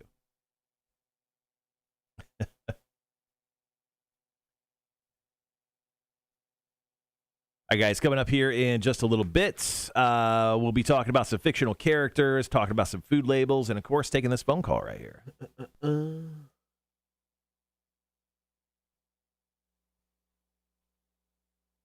Rock 1061, who's this? Oh, man. Buddy Vic. Are you okay, Vic? Vic. What up, man? Are you okay? You sound a little under the weather. Dude, I'm so freaking tired, dude. I didn't get to bed till like 3:30 this morning. Oh. Well, what were you up doing, Vic? Freaking a little around, I guess. Should have been going to bed instead of drinking a beer and talking shit. But my act of kindness, I'm actually doing it right now. I'm going to work. That's my act of kindness. Gracing them with your, just you being there is enough to get people through the day. You know how it is, man. And them women out there, they need to be kind and get on top because I'm getting too old for that shit. And that's the call, Vic. You're incredible. Hey, hopefully you make it through the workday just fine. You stayed up till 3:30. Drink. What were you drinking? High Life. The High Life, man. You weren't drinking Hennessy or nothing? High Life. Were you drinking any liquor? No, man, I can't do that. That's called firewater, dude. I got an Indian in me. Just stick with the High Life. Indians don't drink firewater, dude. It turns them into devils. True. All right, brother. Well, you have fun at work today, dude. I'll talk to you later. Yeah, man. Top of the morning to you. I see you, Vic. Let's come back. Let's play the call. Let's cut it off. Okay. All right, guys. I'm going to have to edit this up real quick. We'll be right back.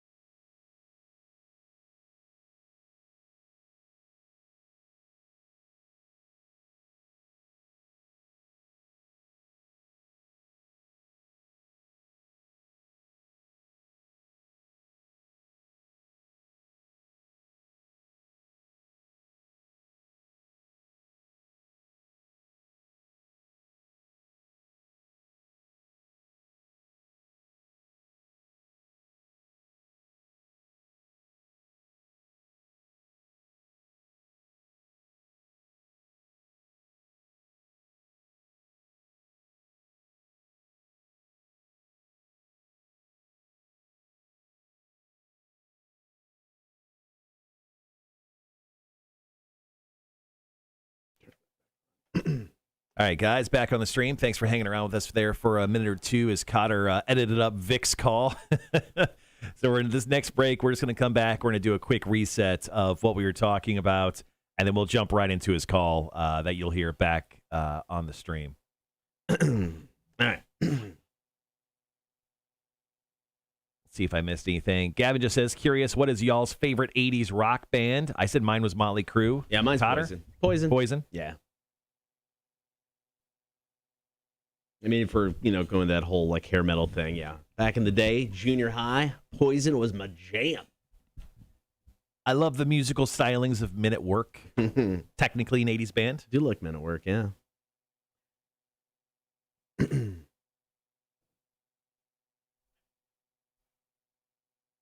mean, yeah, I don't know. It's like, yeah, I would say if you 80s hair metal is definitely Poison. I mean, you get into some of the 80s stuff, and it's just like there's so much of it. It's like I love John Cougar Mellencamp. Tom Petty. Tom Petty is one of my favorite all-time artists. I mean, right. I know he kind of spanned multiple decades, but 70s, 80s, and into the 90s, 2000s, where he passed away. But yeah, lots of options. Elaine says Def Leppard. Saw Def Leppard live. They were amazing. I think I saw Def Leppard with Foreigner back a couple years ago in Jacksonville. That was a lot of fun. So later on the show, we're going to quiz Kotter in the face in recognition of Zelia Avant-Garde, 14 years old, first Black American ever to win the Scripps National Spelling Bee. I'm going to do a little spelling bee with Kotter. We've got 8 different radio terms or radio parts. I'm going to suck at this so bad. We'll be doing that top of the 9 o'clock hour for sure. That should be pretty cool. Yeah, tomorrow is Beer for Breakfast as well. I don't have a guest lined up yet, but hopefully I'll get something lined up very, very soon, and we'll have that all lined up as well. Jeremy loves your Poison choice. He goes, that's mine as well. Oh, man. What's going on this weekend? Is there anything coming up? Breaking news. And breaking news, I mean that as of yesterday afternoon. Right. Breaking news for Rock 106.1. We are going to be broadcasting live at the Savannah Mega Comic-Con. That's going to be going down. I believe that's next weekend. It is. I'm bummed. I'm so bummed. Mm-hmm. Double A, Arn Anderson, going to be there. Yeah. And I'm out of town. Yeah. He is one of my all-time favorite wrestlers. In my office, I don't think I moved it in here. I've got a double A old school, like in-action figure, just that hard plastic. I love double A. So bummed that I will not be able to meet him. Gavin, have a good day, man. All right, guys. We'll be right back.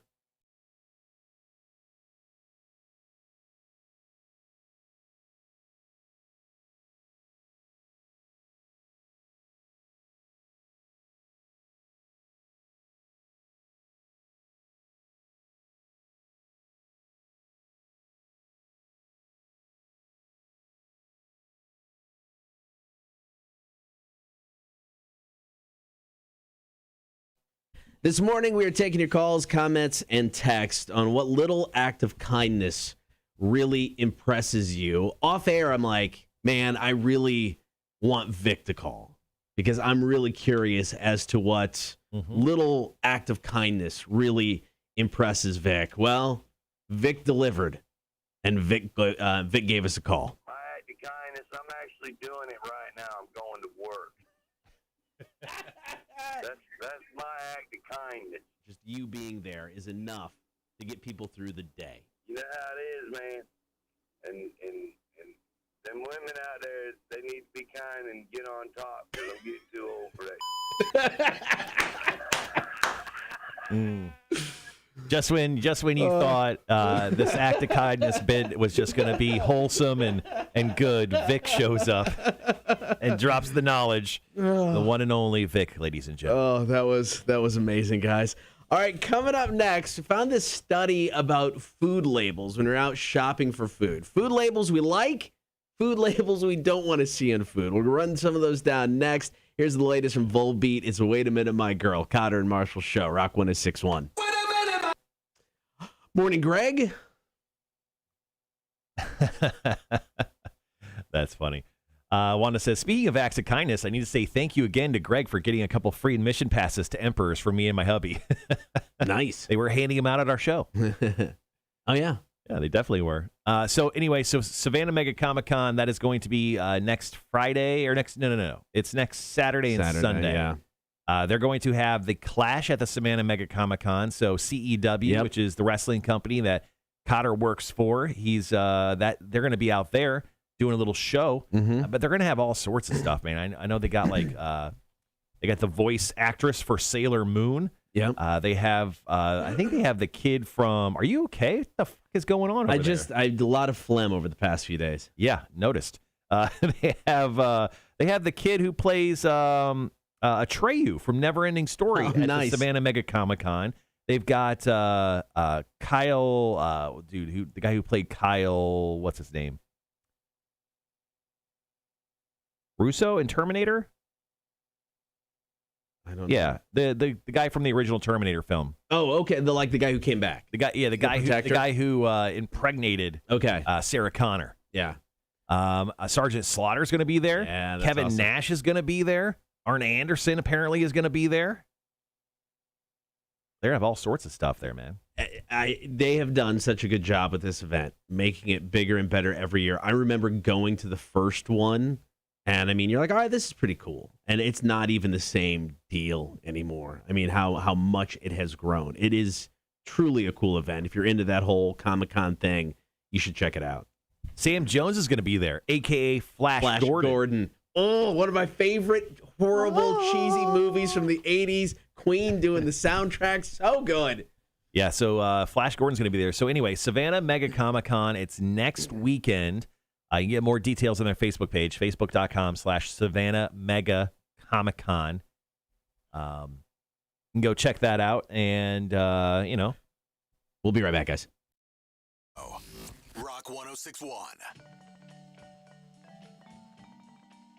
Thank you for hanging out, Kotter and Marshall Show, Rock 106.1. Now, a new study has found there are certain words on packages of food that when you go shopping that we like to see.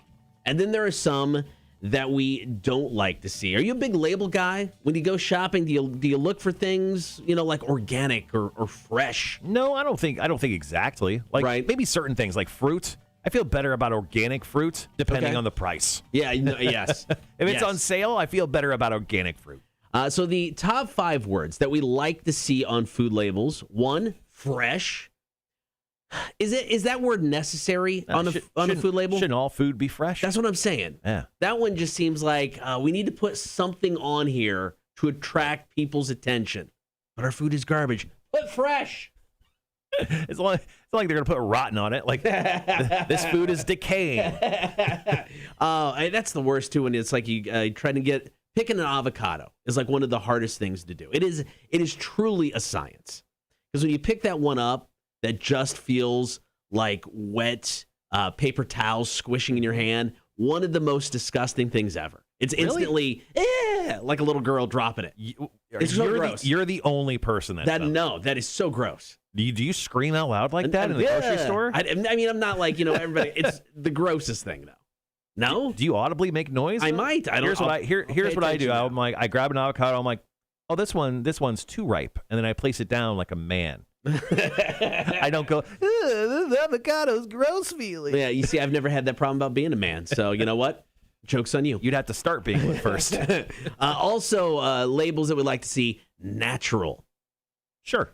I mean, but isn't natural usually on like a banana? And aren't most bananas natural? Yeah, I mean, I just want to know that things aren't like full of like stuff I can't pronounce. So natural makes me feel better. Okay, I get that. What about healthy?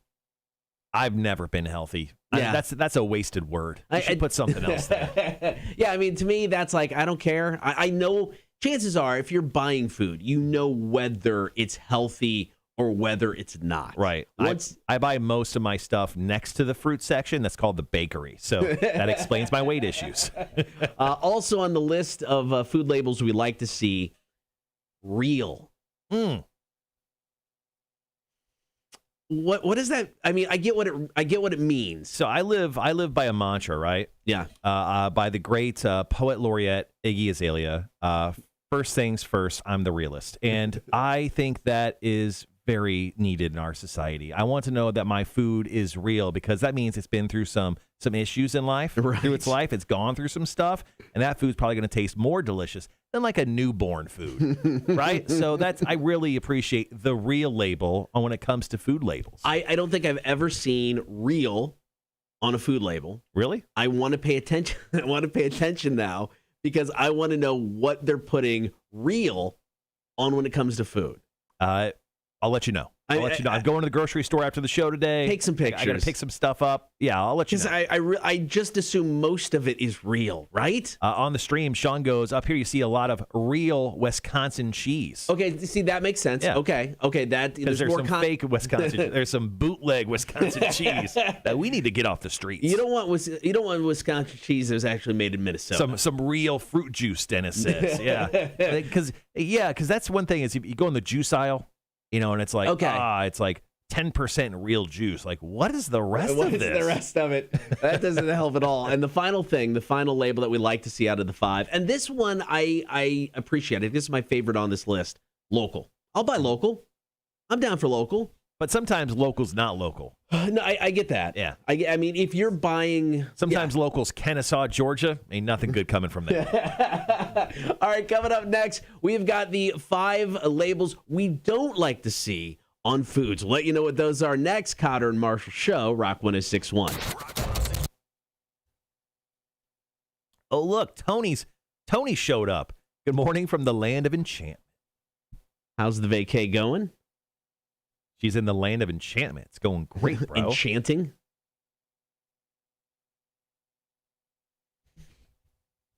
Still in New Mexico. All right. That is a place I definitely want to get back to. I've only been there once. My aunt and uncle that live in Austin actually met in New Mexico and lived there, and that's where they got married. It was the only time I was there, and I was probably about 8 years old. I got a call here. Let's see what people are up to this morning. Rock 106.1, who's this? I just had to do this, dude. Yeah. Yesterday I stepped in some dog shit, and I thought to myself, now that is some real shit.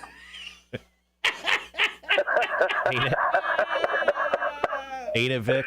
Oh, man. Vic, yeah, I appreciate I had to call that one in. I just had to do it. I appreciate you so much. I'm telling you, man. My uncle, he come up with some funny shit. He talk about, fuck me running. What? How you going to do that, dude? You know? He run out of gas, and he'd be talking about, fuck me running. I think you've thought way too long about that, Vic. You thought way too long and hard about F me running. We appreciate you. We love you, Vic. Get to work. Go, Have a good do day, some man. damn work. Have a good day. See you, Vic. Oh, you know it. See you, man. I'm going to try to get a job with y'all soon, dude. Do it. I'm going to do it. All right, man. I'm quitting my job tomorrow. I turn 50 years old tomorrow. Oh. Tomorrow's your birthday? Yep. Oh, shoot. The big 5-0. We'll celebrate. I don't know how the hell I made it here, but I'm here. We're going to dedicate the show to you tomorrow, Vic. Hell yeah, we are, Vic. Vic, make sure to call us. Make sure to call us tomorrow. We'll sing you happy birthday. All right, brother. All right, Vic. See you, man. Over and out. Sean goes, a double Vic call on a Thursday? I know. What did we deserve all this kindness? We talked about kindness. There you go. Man, Vic is 50. He doesn't look a day over 61. He doesn't. He looks like life rode him hard and put him away wet. Oh, man. Okay, so tomorrow's Vic's birthday. Got me thinking cake. We haven't updated the board yet, have we, for cake day? No. What did you? I haven't done the math, and honestly, I can't do math. So when were you? You were off when? The 5th, 6th, 7th, 8th, 9th, 12th, right? Yeah, I went on vacation. Well, technically I left town the 7th. Yeah. Anyway. Well, yeah, but we weren't live. Yeah. So, I mean, technically, that's 8 days. Because then the 3 days this week so far, that's 8 days we can add. So, okay, let me add them. All right, guys, this is a big jump in Cake Day. And we haven't talked Cake Day in a while. Oh, shoot. 22 days. This is the closest we have ever gotten to actually having cake. Now, granted, over a week of that was just we weren't in studio and nothing could go wrong. We are 8 days out. Oh, no, something could go wrong. From Cake Day. Well, here's the thing. Here's what makes me nervous now. Because, we've had some audio issues. And Tim, the engineer, is, looking to fix those audio issues. Mm-hmm. That's happening, within the next few days. So, say in the process of fixing audio issues, oh yeah, things go wrong. Nah, I just anticipated at this point. And then Cake Day gets effed again for everybody. But we are 8 days away from Cake Day, ladies and gentlemen. 8 days. So, technically, if everything runs smoothly, Cake Day, we have to make it through the 26th. Here's the deal. We just got to make it through the 23rd because I'm not here the 26th, 27th. So 2 more freebies. Okay. We just got to make it to the 23rd. No, I shouldn't say that. We got to make it through the 26th, but we won't be here, so it's harder for things to go wrong. You're over talking it. That's Settle fine. down. That's fine. I'm just excited that we may hit Cake Day. Charles goes, for Vic's birthday present, I'm going to give Vic your address, Marshall. Why would you do that? He's going to fall through the fence you just built, man.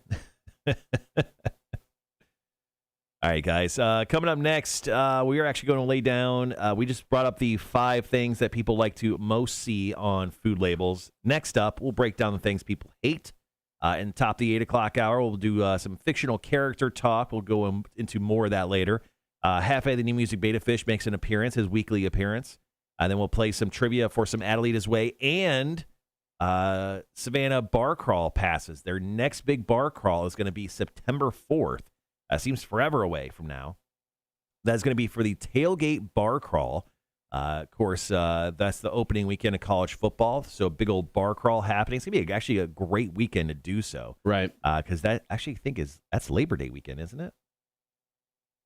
Yeah, I think so. Sure is. Yeah, so that's Labor Day weekend. So it'll be a great time to get out and to get out there and do a pub crawl. That actually may be my first one of the year. Okay. I usually get about one good bar crawl in the year.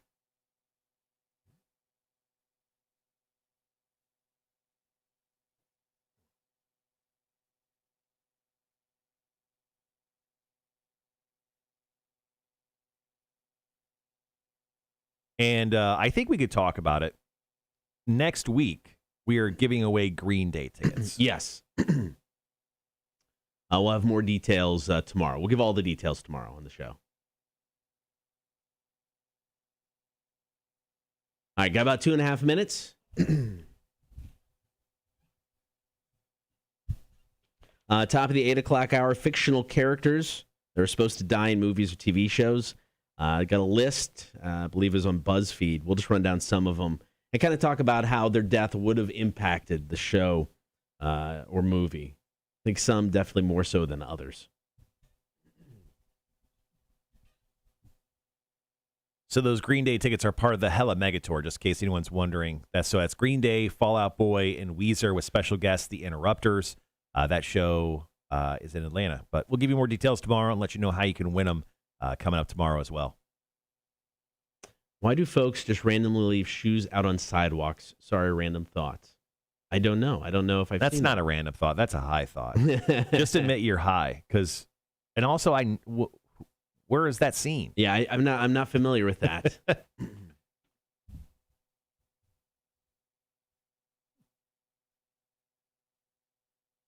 Now, I've seen shoes like thrown around power lines. Yeah, I've seen but that. definitely not. Definitely not sidewalks. Just random. Maybe down on River Street. I got about 1:15.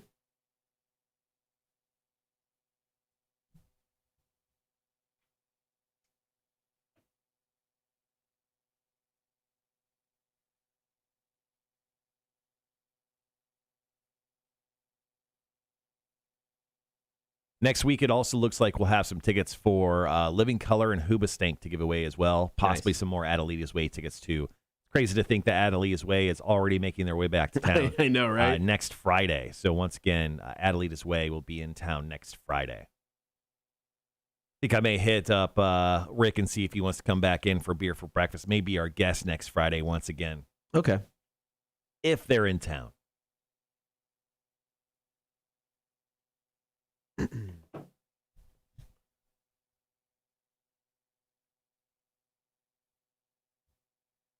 Yeah, so later on tonight, if anyone is up to some craziness, I'll be hosting bingo at the Draft Room at Berwick starting at 7 o'clock.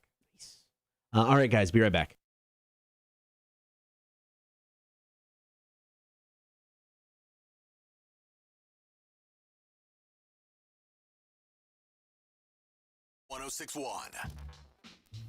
Good morning, and thank you for hanging out on air and on the stream. We came across a study that found the top words that people don't like or like to see on food labels. We started with the labels people like to see. How about the ones people don't like to see? Number one is actually processed.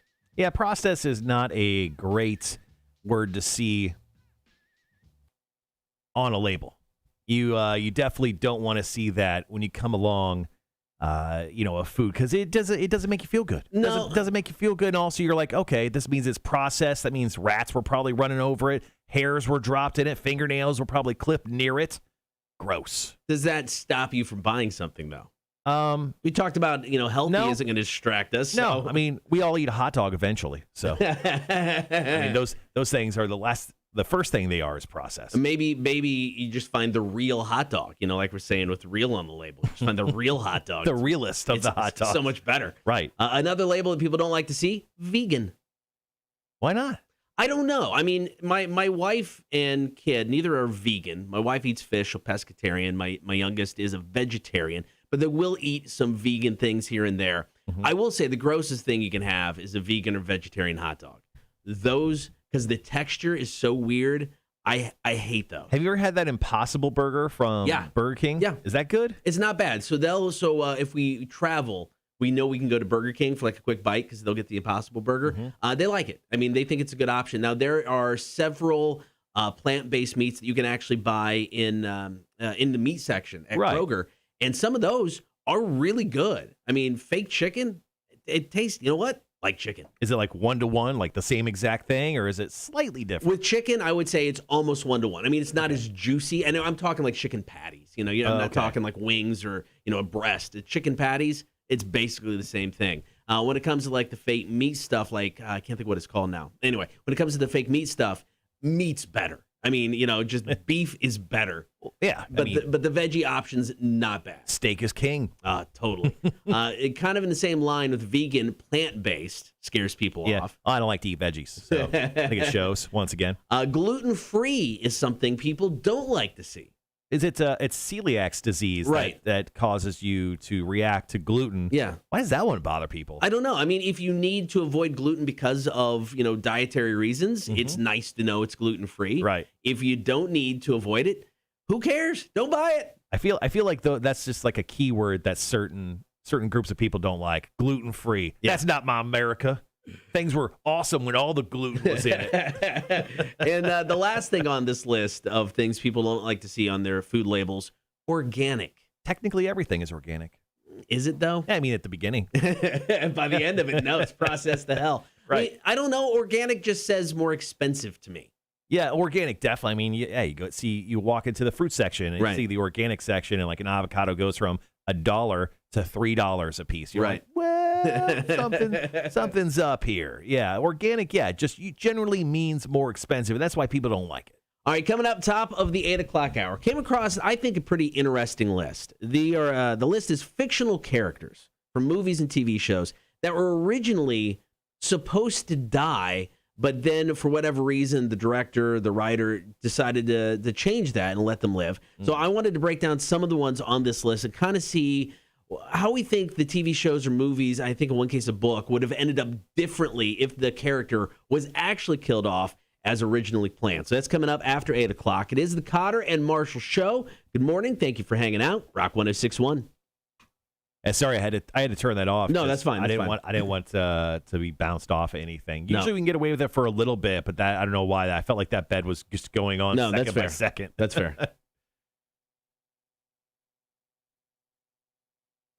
All right, guys, thanks for hanging around this morning. Obviously got that's first half of the show done today.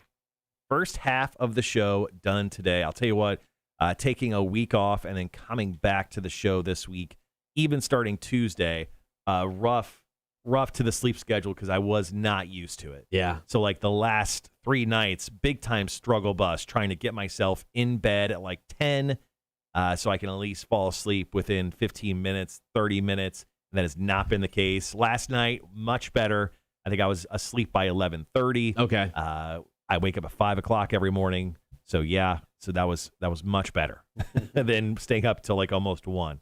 So my body's getting back to the morning mode. Charles says, fake meat full of sodium and other bullshit. Just eat lean meat. Ask Sean. Sean could tell us about, the preferred meats. Chicken.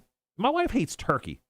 I'm not a big turkey fan. I like ground turkey every once in a while. I'll eat turkey at Thanksgiving, but I don't have to. But I will say, if I'm on a diet or I want to watch a ground turkey burger, no issue with that. It's pretty good. Yeah, I like season the living crap out of it. Oh, yes. Yeah, but like a ground turkey burger is good. Like every time I'm in the grocery store with my wife, we're looking at the meats, like Arby's. Right. And I'm like, ground turkey, go ground turkey. It's super cheap. Right. Turkey's never expensive ever. Yeah. And she's like, no, put that down. I'm like, really? Damn it. Yeah, I don't mind that at all. Yeah, you spice the heck out of it. Now, I will say, I haven't grilled in a couple days, but ever since we got the grill, we're buying way more meat. Yeah. I grilled my first steak on it last week. Turned out pretty good. I was very happy with it because first time I've had a gas grill in a while. I didn't want to ruin a steak, but delicious.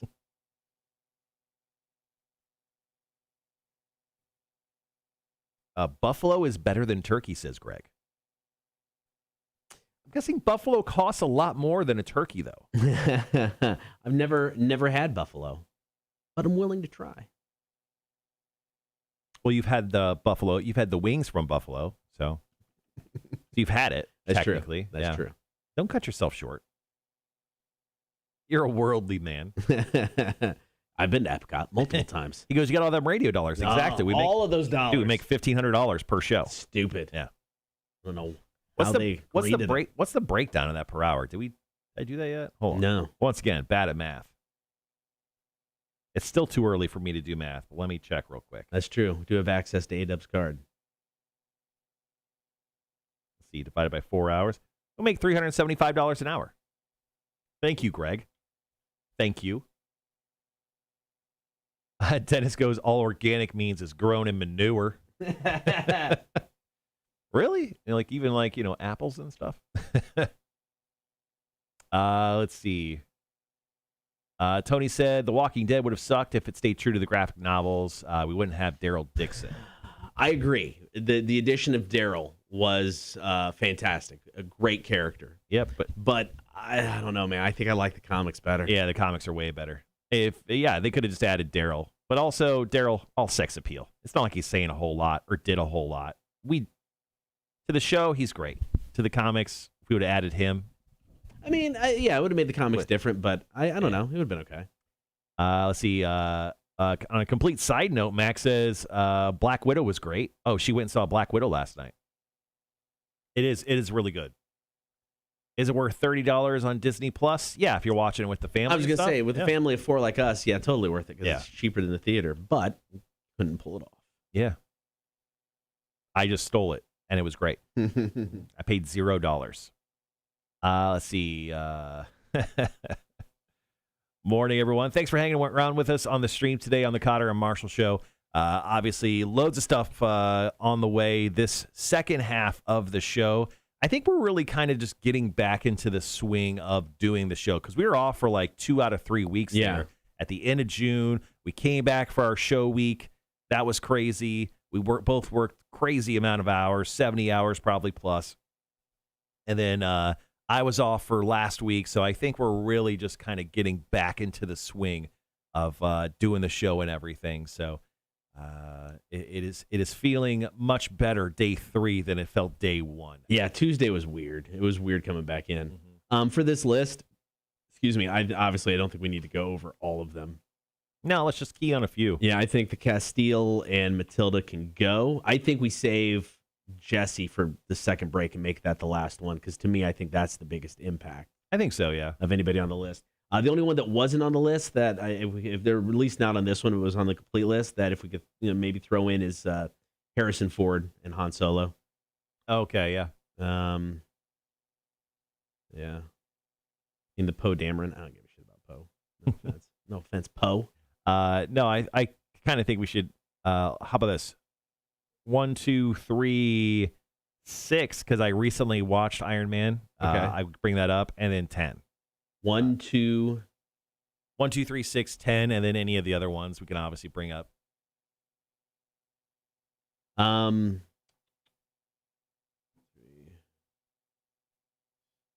Mac for sure. I mean, Mac was just talking about going to see Black Widow and how great it was. Right. And she goes, just the experience of going to the actual movies. Yeah. So there is a movie I'm super excited for that's coming out. It's called The Green Knight. And it comes out, knight as in like mythical fighter fella. Is that the definition? But The Green Knight comes out on July 30th. And that's the next film I want to go see in the movie theaters. It just looks insane bonkers.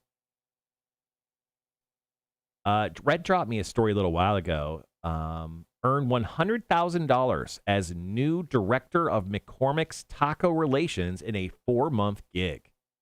What? New York, a spice company aims to pay someone $100,000 to eat tacos for 4 months. McCormick is making its first hire, Taco Relations Director. Yes, please. Yeah, Rhett dropped me that story. Rhett, thank you so much for that, obviously. I'm going to be saving this. Can I open this something else? Probably not.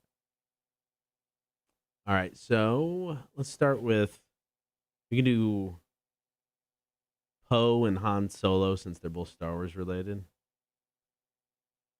Sure. It's 1, 2. So 1, and then 11 and Meredith. Stranger Things and Meredith from The Office, correct? Yeah, we can bring all those up. Well, I thought you said 1, 2, 3. Mm-hmm. Okay. Yeah. However you want to do it, man. Well, I was just making sure I had the numbers correct and making sure we're talking about the same ones. I got them all lined up right here. So I'm good to go, man. Okay.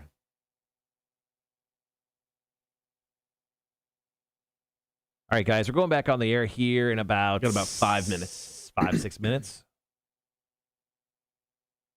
Speaking of, I'm going to get Jeffe's camera set up real quick. Oh, good idea.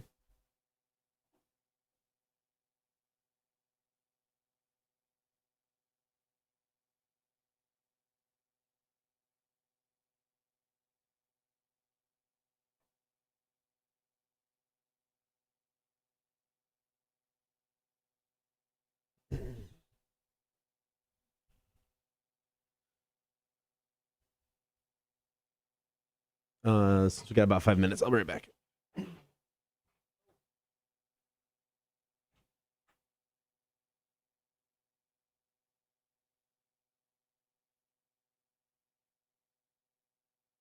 Sorry about that. I had to get Jeffe's camera plugged in.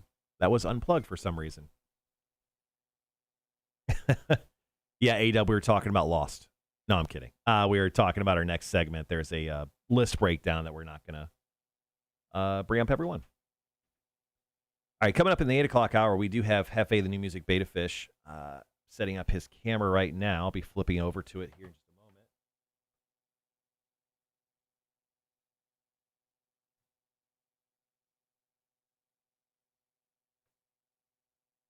All right, let's check out Jeffe. Should be working. Where you at, Jeffe? There we go.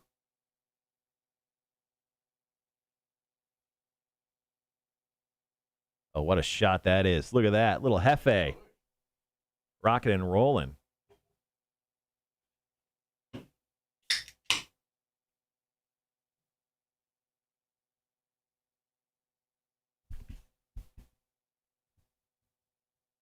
All right, here we go.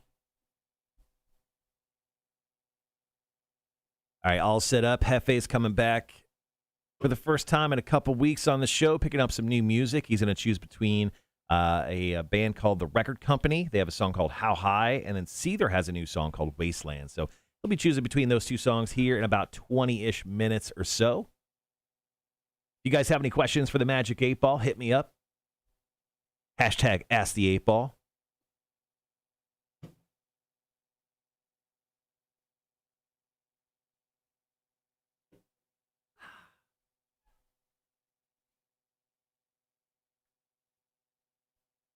Also, big thanks to our close personal friend Jeremy from MF Hot Sauce. Hooked me up with this T-shirt right here. It says something, but it's just backwards. You can't really achieve greatness with one pepper. Jeremy hooked me up with this shirt, so you the man. Thanks, Jeremy.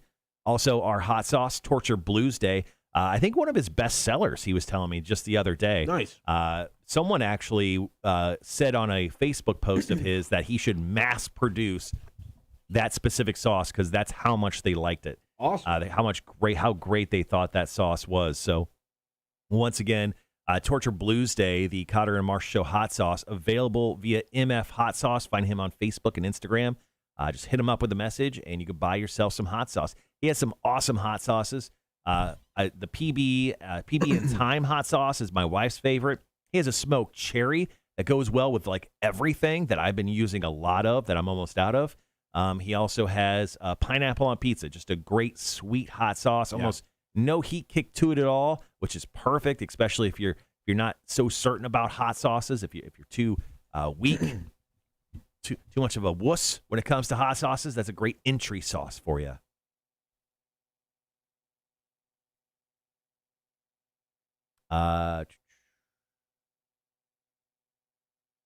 Sean says he enjoyed some of our hot sauce on some smoked brisket breakfast burritos at Road America. Said it was awesome. Nice.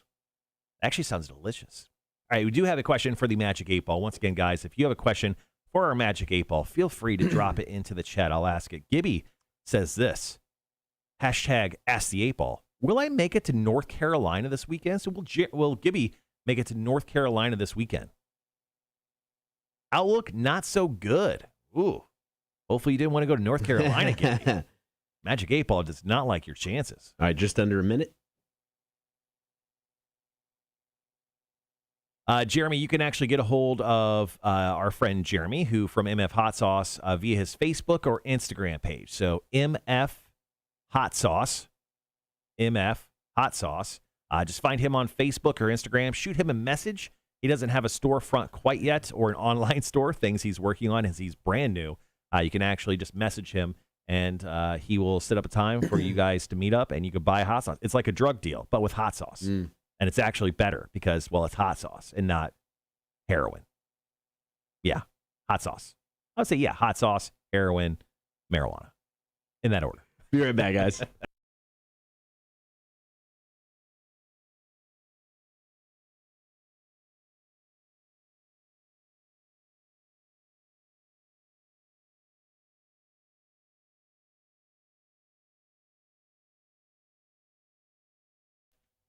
So what would Star Wars look like if they would have killed off Han Solo during The Empire Strikes Back? Almost happened. Got that coming up. Don't forget, jump on the stream now. Facebook, YouTube, and Twitch. Be sure to join the horde. Like, follow, and subscribe. You can always listen to the show. All you got to do is download the app for free. Get us in your in-home smart speaker or check us out at rock1061.com. Came across this list. I find this kind of interesting. Fictional characters that were supposed to die, but for whatever reason, they decided to let that character live. So I was wanting to look at some on this list and just kind of get our thoughts as to how the series or the movie would have ended up if they went ahead with the original plan and to kill the person off. Sure. So let's start with a couple Star Wars characters first. According to this, Poe Dameron, Oscar Isaac's character in the new trilogy, was supposed to die in the opening scene of Force Awakens.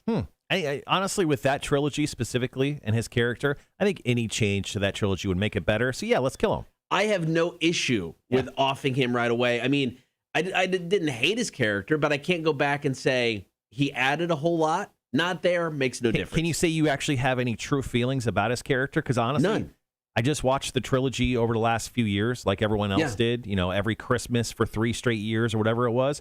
I honestly couldn't tell you what he did other than be annoying. Yeah. No, He wore a really cool jacket. I'll give you that. He had a dope jacket. He did. Yeah. But no feelings toward Poe Dameron. He could have been off. Now, Harrison Ford, this is no secret. He wanted to die at the end of Empire Strikes Back. And according to the story, he actually talked the screenwriter, Lawrence Kasdan, into offing his character. He thought it would just have a nice dramatic punch to the end of the movie. However, George Lucas was like, oh, no.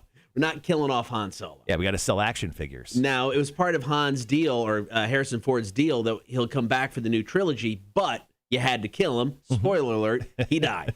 What? But Did Chewbacca do it?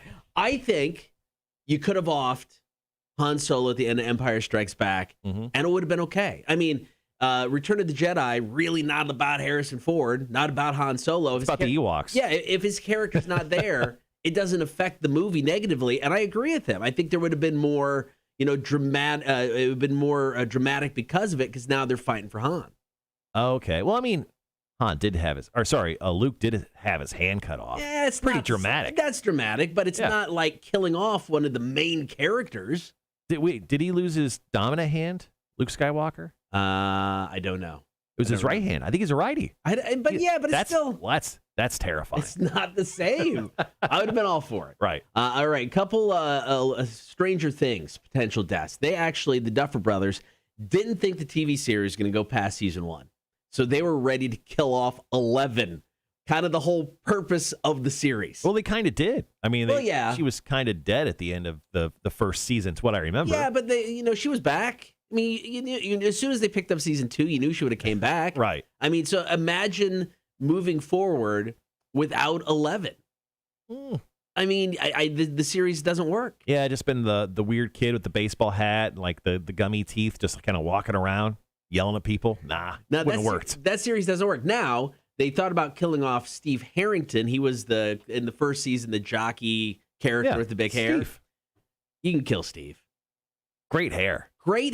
Yeah. And I mean, I enjoyed him, especially in this last season, working at the ice cream shop. Right. But he didn't need to be there. You could have off Steve, and I don't think it affects the long-term story of Stranger Things. Yeah, I agree, but 11 definitely shouldn't have been killed. Really, really brought that thing together. All right, we're going to do one more. We'll take a break and come back. What about Meredith Palmer from The Office? When Michael Scott hit her with his car, they thought about making it fatal. Wow. That would have, I think they didn't because it would have been too dark. It would have been way too dark, but honestly, it would have been hilarious for the series. Michael Scott, the worst boss ever, what he thinks is the best boss ever, just murders one of his employees. Probably not something he can come back from, but it would have been just hilarious to see how everyone would have reacted and treated him for the rest of the series. 100% agree with that because, I mean, there's some serious moments in The Office, but nothing got that dark. Right. And it could have taken a weird turn. But and it sounds horrible, the fun they could have had with the character's death on that show, just being uncomfortable and inappropriate. I don't know, man. I think she she fractured her pelvis. Yeah, something like, I mean, that honestly, I don't know. I want to see this alternate timeline. I want to see that show where she died because it may have been a little bit more, I don't know, it's more interesting. There's so many directions they could have taken it. If they ever reboot it, I hope they do kill Meredith first episode. First episode out. All right, we got a couple more of these going to run down. Fictional characters that were originally meant to die, but then for some reason weren't. The last one we're going to get to, I think would have taken this show from one of the best shows in the history of television to something that we just kind of go, it was okay. Right. I'm talking Jesse Pinkman from Breaking Bad. We'll get to that next. Here's Typhoons and Royal Blood, Rock 106.1. Greg says if Han Solo had died earlier, Luke and Leia would have been playing Donnie and Marie on Tatooine. Maybe. No, I think you could have killed Han because his character's there in the third episode, but he's just there. He's not doing much. And that's what I'm saying. I think the emotional impact of Han not being there actually, could have been cool. Did they get a medal at the end of the third film? I don't think they did. There's the first film. It was a big celebration. Yeah, they celebrated on with the Ewoks, but no medals. No medals. They got medals in the first one, except for Chewbacca. Chewbacca didn't get a medal. She got medals every damn film. That's one thing. Did they do medals in the new trilogy? I think they did, didn't they? They gave Chewbacca his medal since he never got one in the first one. God, how bad was that new trilogy? That new Star Wars trilogy, 7 through 9 or whatever. That was so bad. I like the first one. I'll stand by that, and no regrets there. Second one, if they would have committed to what they did in the second one, in the third one, I think it's different. But they just basically retconned the entire thing. They just acted like that second one did not happen. Yeah, which really there was no continuity over the whole thing. Chip here goes, yeah. I'm guessing he's talking about the Star Wars trilogy because we're talking about it. 7 through 9 goes, it was rough, bro. Yeah, it was terrible. It was terrible.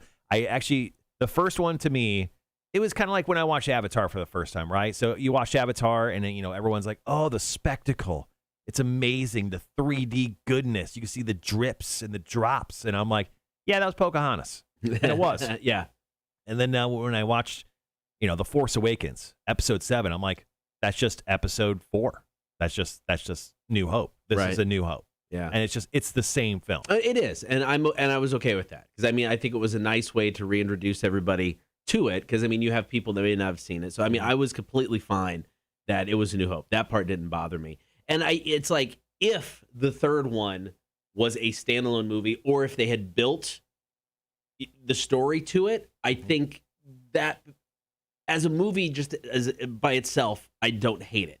I hate it how it has nothing to do with everything else. Could you imagine? You're like, okay, we're Disney, we're making a new trilogy, 7 through 9, and then no one at any point goes, well, how do these 3 movies connect? Yeah, and what's the story we're telling? There's like, now let's just focus on this first one. Let's just get this one out the door. It's like future us problems. And then the entire rest of the series was just future us problems. And that's 100% true. They utterly dropped the ball on that. Chip goes, yeah, like J.J. Abrams got butthurt about all these feedback and was like, I'll just write the same crap George did. Sidious is the bad guy the whole time. Yeah, dude. Yeah. So bad. So bad. All right. I know. Sorry. Lots of Star Wars talk. We'll stop there. The new trilogy was garbage. Somehow George Lucas, after that coming out, looks like a genius again after episodes 1 through 3. Whatever. The world is upside down. White is black. Black is white. I got about 30 seconds, guys. So are we doing Jesse Pinkman only here? Or are you no, we can save him for last. I think we can. We can do the Happy Hogan one. I think bringing up Kenny's kind of funny. Yeah. And then into Jesse. All right, guys. Be right back.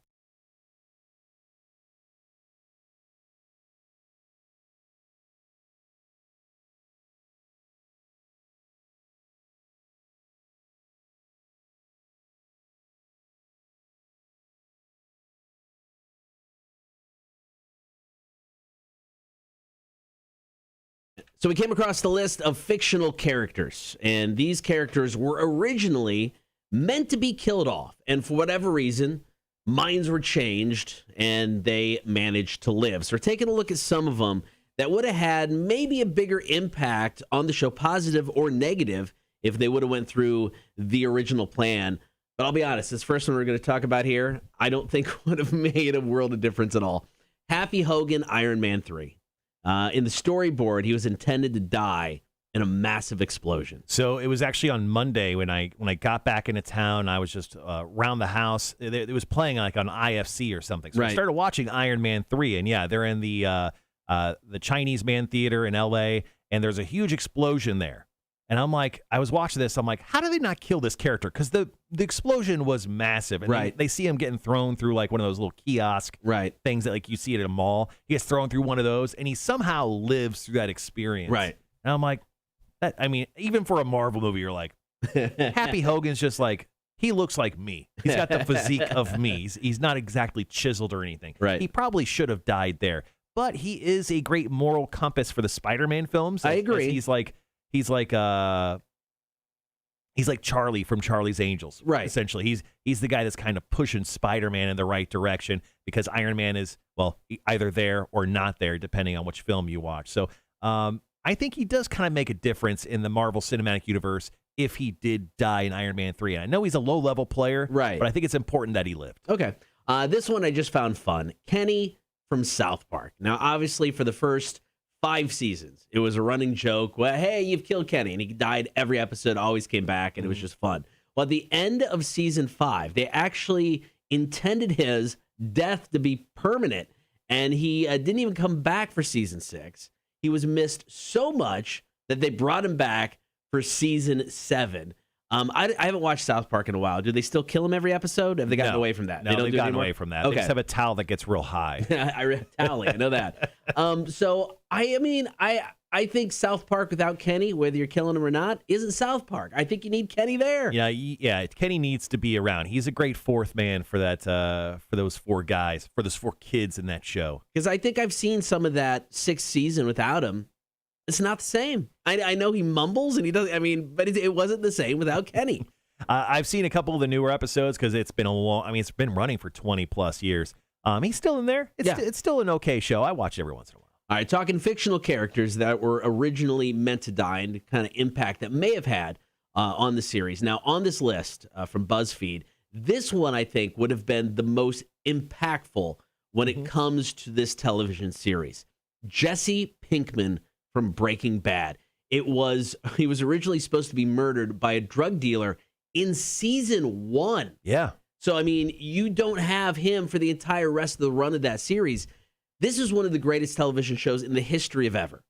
I don't think we're saying that if they killed Jesse season 1. No, the whole show actually turns out to be a redemption arc for Jesse for being this crappy drug dealer who does horrible things. Not as horrible as Walt, obviously. Right. But Walt leads him down this terrible path where he winds up murdering people and all sorts of other stuff. Jesse somehow is the moral compass to the whole Breaking Bad series. And if we didn't have that, it would just be like Bryan Cranston just being this crazy drug guy, which would still be entertaining because he's such an amazing actor. Yeah. But yeah, with Jesse not in Breaking Bad, especially past season 1, I don't know if it'd even be, it'd probably be canceled at some point. Yeah. It would just be so dark and sad. But he, like you said, he's the heart of the show. And without him, who takes that role? Who screams magnets, bitch? Science, bitch. Who takes that role? Who becomes the heart of the show? Because, it's not Walter White. No. He's one of the biggest, douchebags in the history of television. And and he was perfect at it. And that's that role. Yeah. But you needed the opposite. You needed Jesse Pinkman. I am so glad that they decided not to off this dude. Yeah, Vince Gilligan and the guys at Breaking Bad, they knew what they were doing. That was just maybe they was a mistype in the script. somebody, no, don't do that, guys. That writer got fired. All right, coming up next, Jeffe 2, the new music Betta Fish is going to select a brand new song for us. We've got choices from the record company, a song called How High, or brand new stuff from Seether, a tune called Wasteland. Jeffe 2, new music Betta Fish, next. Kotter and Marshall, Rock 106.1.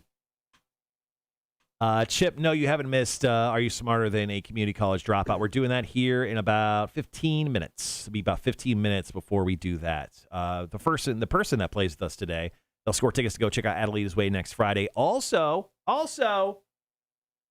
tickets to the Tailgate Pub Crawl from Savannah Bar Crawl. That's going down on Saturday, September 4th. Nice. And before that happens, I have to go tinkle. All right.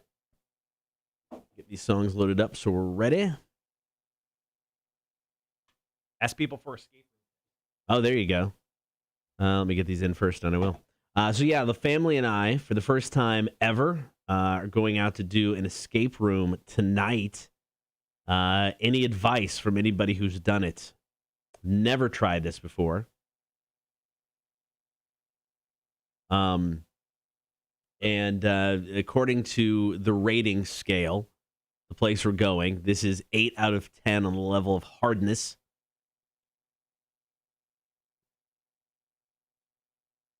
So, I'm not sure how it's going to go. My kids are smart, so I'm going to rely on them to get me through this and not get frustrated and want to punch down a wall or something before we get out. So if anybody has any tips for escape rooms, feel free to hit me up. Friday, into some indie wrestling. Of course, got a show going down at Coastal Empire Beer Company with Coastal Empire Wrestling. Coastal Empire strikes back. It's going to be It's going to be a lot of fun. Escape room is very hard if you've never done it. That's not a tip, Jeremy. That's just, freaking me out. Just kidding. No, I kind of figured that. I don't know what to expect, what to look for. So, yeah, I don't know. Divide and conquer. There we go. It'll be my wife. I get both of my kids because they're smarter than me. None of my friends, especially my girlfriend, refuses to do one even with me. I really want to do it, though. I'll let you know how it goes. I'm looking forward to it. Only escape room I've ever done was a Harry Potter themed one, and I was lost. I've only seen one film ever. Now, Harry Potter escape room seemed like it's where we like Harry Potter in our family, so that seems like that would have been fun. Escape rooms are fun. Thank you, Mac. All right, Mac, if they're fun, advice to get out. There you go. That's the question. How do I get out of the escape room?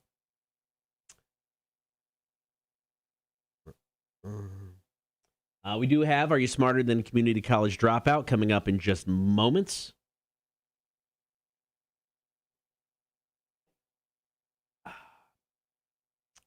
Chance to win Adelita's Way tickets and bar crawl tickets. Made the mistake of doing one of the hardest ones. It was so hard but fun, and the guide will help you along if you're not getting it. Yeah, that's what I didn't. We just picked a theme that we thought we might be kind of fun. Didn't look at the difficulty scale, which is probably our problem. And then once we booked it, we realized it was an 8 out of 10. So we'll see how that goes. But yeah, hopefully clues will be provided or available. But no, I'm looking forward to it. It's something we've always wanted to do. With both the kids taking off here in about a month, figured get that in before the kids left. So that's the plan. Which one you go with? We went with, let me tell you here. I wanted to do the one with the bar, obviously, but unfortunately, they didn't have any available for tonight. So we went with, the theme is Lights Out at the Museum, Art with a Twist. We thought the museum theme might be kind of fun. Which one is it? Encryption. I don't remember which actual business we went to. I don't know. Anyway, so it's the one right by the rail, basically, is the location we're going to. But I'm looking forward to it. Why not? Could be our thing. It'll be much cheaper with the kids gone. Maybe my wife and I become escape room specialists as we enter empty nesting. I wanted to find out what happened to the sorority girl. Oh, yeah. So I remember we saw that one too. We went with the art one over the sorority. Maybe we should have done sorority since both my kids, at least one of my kids in college. Would have made sense. Yep, saw that one though. Didn't go with it. But we'll see. Excuse me. All right. Where are we at time-wise? All right, couple commercials left. Getting some 7 Mary 3 Cumbersome. And then Jeffe picks new music.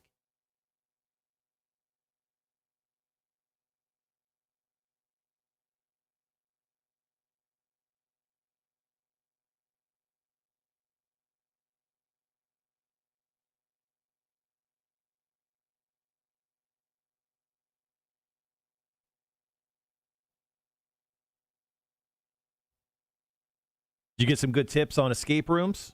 Yeah, sure. If you've never done it before, it's hard. Let's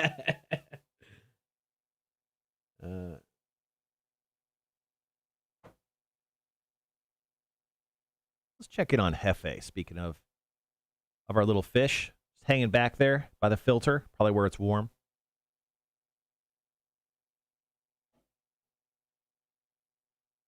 Of course, not on camera that you can really see our two snails in there, Wayne and Girth, in there making sure Jeffe's tank is staying nice and clean. Took a couple of weeks. We had to actually change out the water a couple times, but it's getting nice and clear. Yeah, it does. It looks way better. I've been putting some Betta fix. Jeffe was dealing with some fin rot. Common. Been putting some Betta fix in there. All right, I'm offended by this.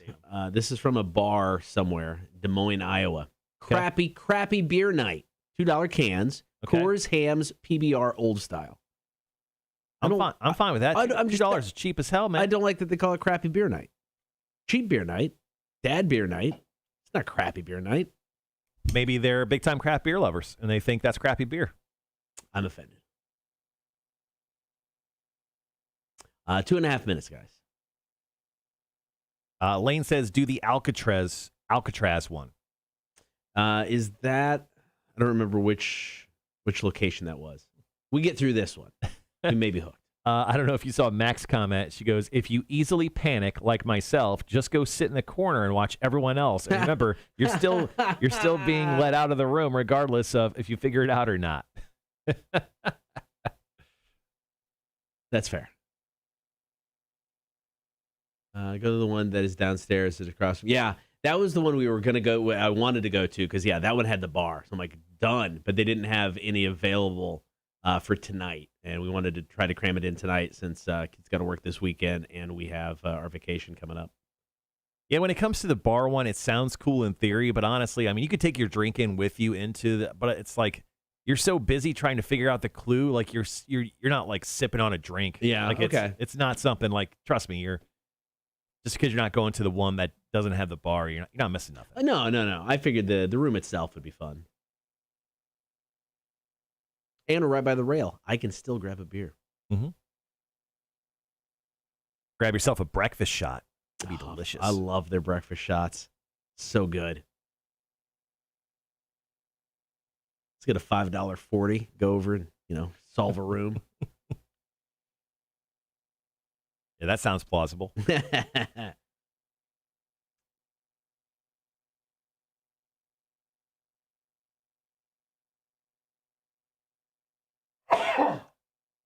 Ooh, bless me. Bless you. Ooh. All right, we got about 45 seconds. 45 seconds from Jeffe.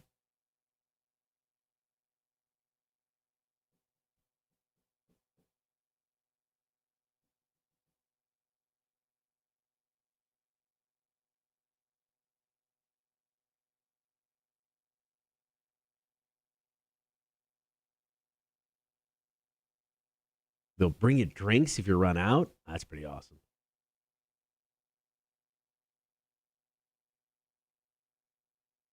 That was non-medicated Mac. I miss her. We'll be right back, guys.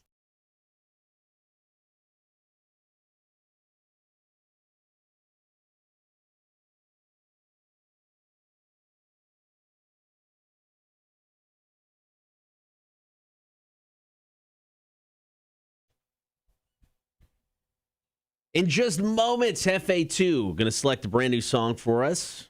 Choices The Record Company or Seether. Don't forget to jump on the stream, though. Facebook, YouTube, and Twitch. Like, follow, and subscribe while you're there.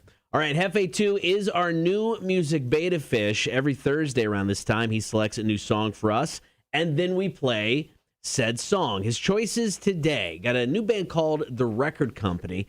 Just announced, got a brand new album coming out. It is called Play Loud. It's coming out October 8th. The first single and choice number 1 is called How High.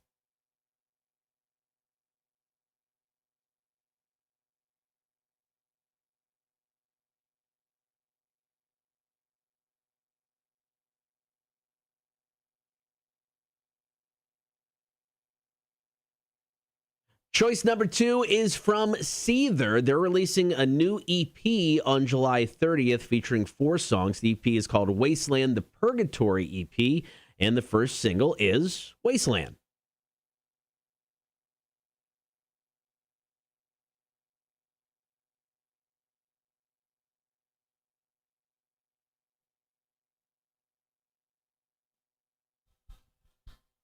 All right, there you go. There are Jeffe's choices. All right, so the record company is going to be on the left-hand side of the tank. Seether will be on the right-hand side of the tank. He's getting pretty feisty because I give Jeffe the signal when I tap up here, right where the food comes out. He knows food is coming out, but food will not come out until after he chooses a song. And then if you're looking on the live stream, just down here to the bottom right, that is actually Girth. Oh, yeah. Snail. Yeah, Girth is down there, nice. Making sure Jeffe's tank is staying clean. All right, Jeffe.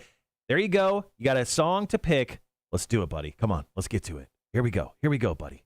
Good boy. Once Good again, boy. record company Seether are his choices today. He's just wanting food now. He's like, screw you, feed me. He knows. Get to work, buddy. Get to work. All right, he's right there in the middle. Okay. All right, Jeffe, you gotta choose a song.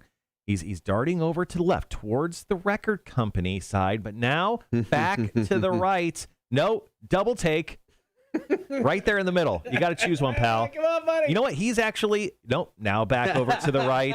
He is going with Seether's Wasteland today. All right. Thank you, Jeffe 2. It is brand new Seether. Their EP, Wasteland the Purgatory, comes out July 30th. This is Wasteland. Thank you, Jeffe 2. New music, Beta Fish, Kotter and Marshall Show, Rock 1061. He really couldn't make up his mind. He just stood there right in the middle. All right, let me give him a treat. All right, good boy. You're a very good fish. I'm not going to lie. He's my favorite coworker. Yeah, I get that.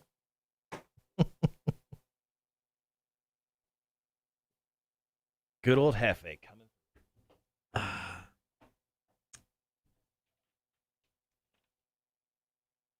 All right, guys. Thanks for hanging around this morning. Of course, Jeffe, the new music beta fish, doing his job. Coming up here in just 3 minutes or so, we are going to be playing Are You Smarter Than a Community College Dropout Trivia? If you want to play, this is your heads up. We are going to ask for the very first caller coming up in exactly 3 minutes and 24 seconds from exactly this moment. So start calling in 3 minutes and 20 seconds if you want in. We're going to hook you up with a pair of tickets to go check out Adelita's Way. Also, we'll hook you up with a pair of passes to go to the Tailgate pub crawl from our friends at Savannah Bar Crawl, our proud sponsor of Are You Smarter Than a Community College Dropout Trivia. So go ahead and get your phones ready, and then we'll take one of you to task. 7 questions, 60 seconds. You could take on Kotter. You could take on me. It doesn't matter. No matter what, if you're the first person in, you win stuff. Jeremy, thank you for the heads up. He said you should get a free drink pass at the rail when you get done. I like that. Also say to ask for a souvenir cup. Really cool for all in your family to get and have for the memory. I like that. Done and done.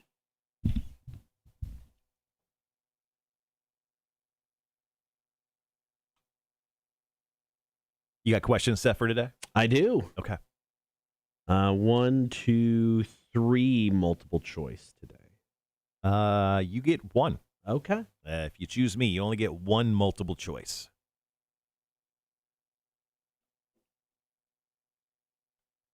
But I would say my questions overall are pretty easy. See, like there's an opportunity where you get 6 out of 7 correct. I think it's at least I think it's at least 5. Even the multiple choice, I think, are common sense multiple choice. That means they definitely get them wrong.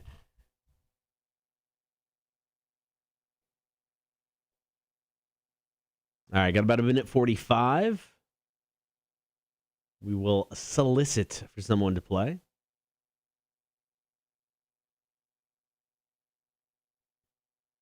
Tailgate Bar Crawl, Savannah Bar Crawl is the sponsor, Kotter. Cool. A friendly reminder from yesterday when you almost said something different. Almost said something different.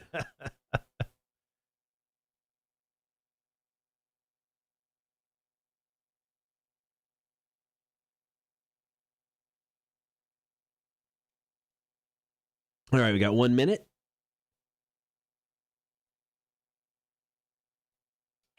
We've got a couple friends' birthdays today. Jonathan Cabrera, part-time sales guy for Dick Broadcasting. Happy freaking birthday, John. Happy birthday, Cabrera. He loves to get high and play the bongos. He's in a reggae band. He's my type of dude. John Cabrera, happy birthday, my friend. Also, my buddy Bob's wife, Sarah Cavino, happy birthday. Nice. Happy birthday. All right, got about 30 seconds.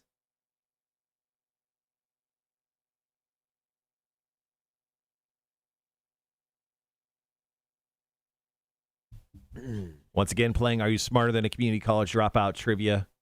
If you want in 15 seconds from now, start calling us. All right, guys, be right back.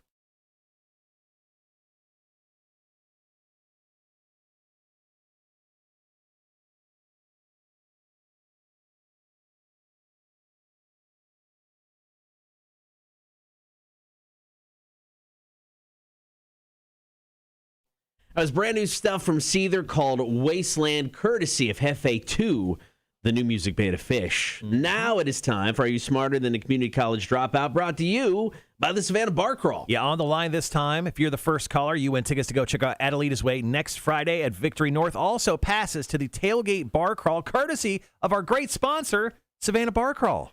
So give us a call now, 800-394-1061. First one in plays. Are you smarter than a community college dropout? It's Kotter and Marshall, Rock 1061.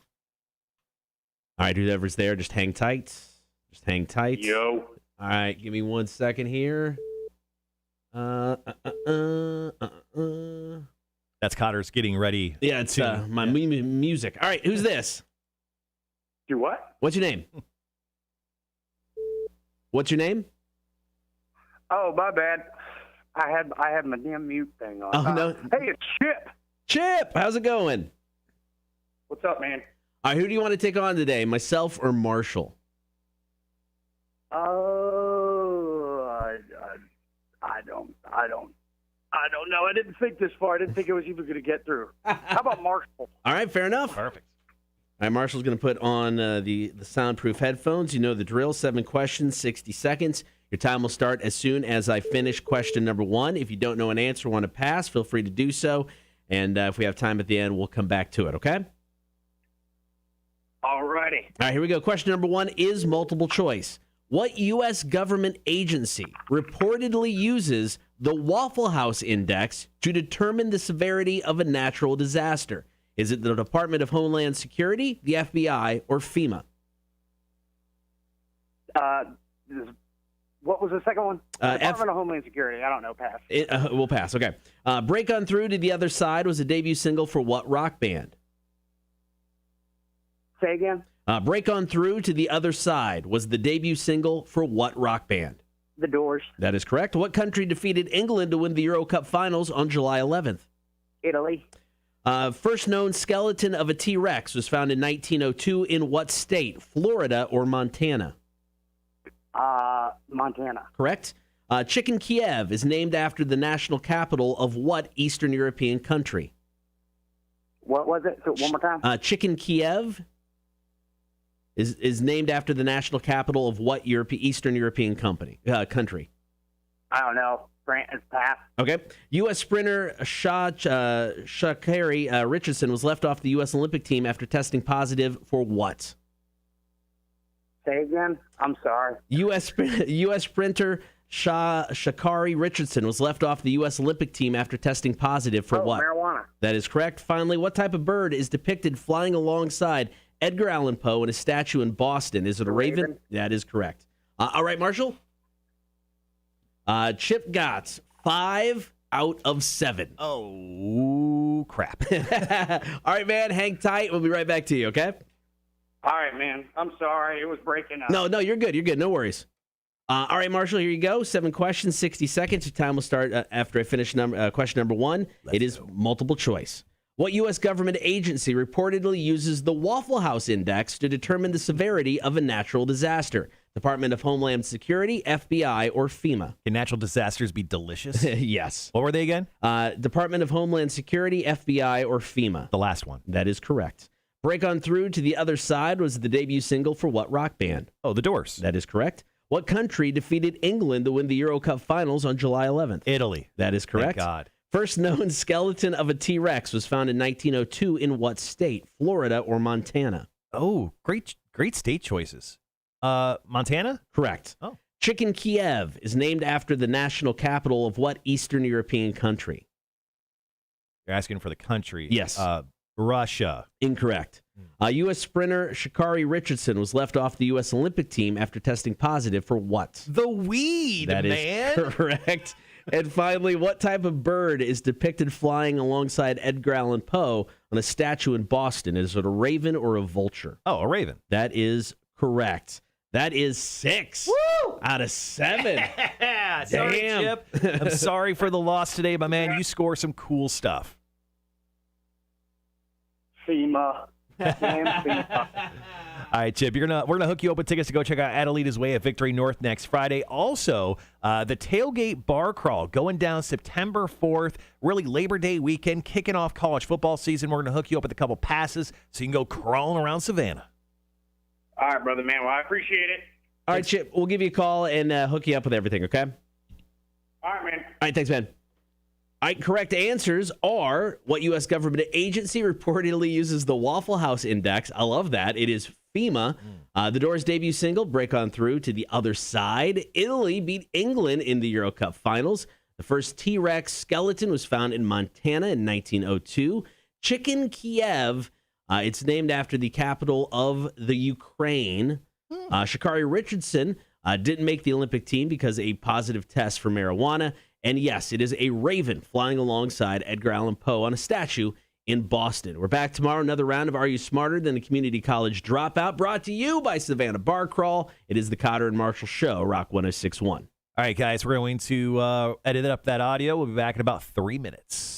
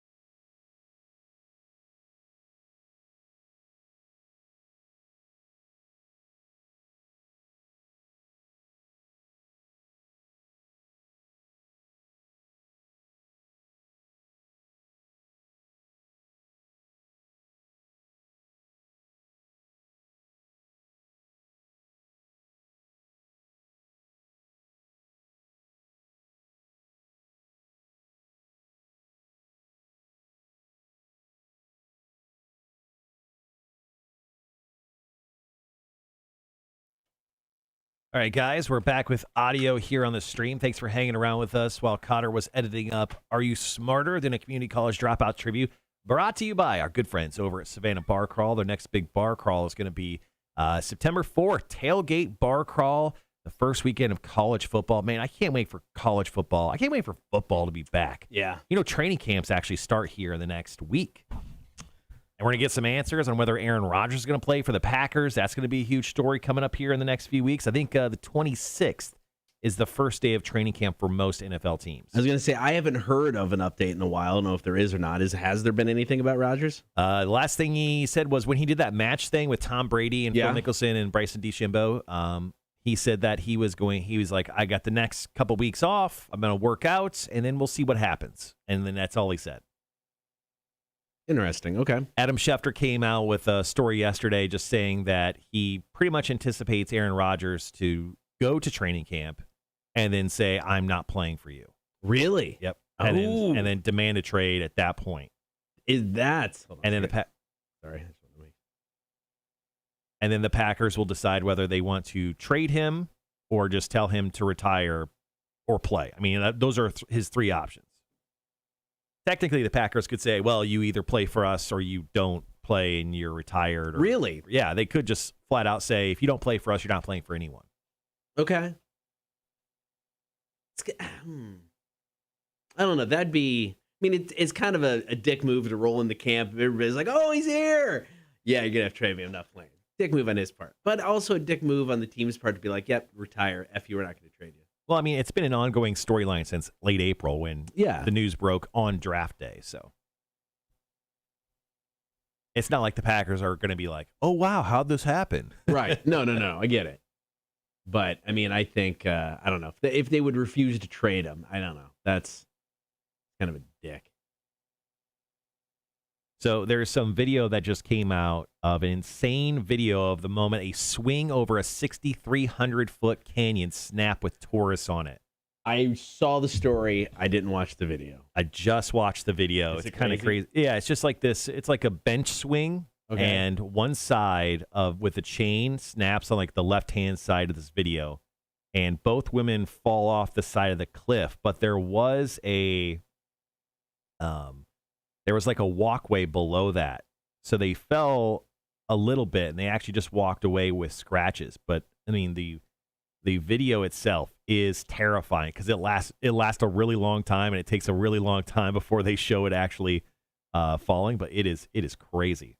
I'll go ahead and share it on the stream in case anyone wants to check that out. But it is wild. All right.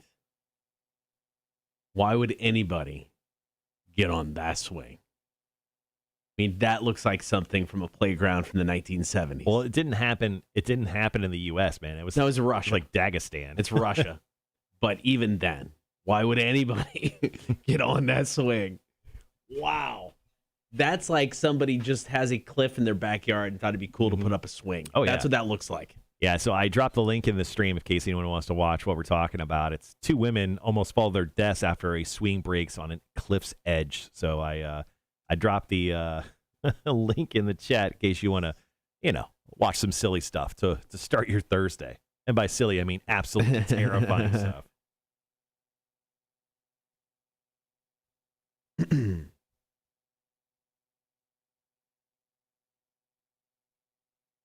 What do we got coming up this weekend, man? Is there anything going on? Next weekend we have Savannah Mega Comic Con. Yep. Well, I'll be out there broadcasting live. I should be on vacation. And then that's kind of what else is going on? Yeah, this week, I mean, Buford Water Festival. There's wrestling tomorrow night at Coastal. Yeah, I don't know, man. I don't really know of much going on this weekend.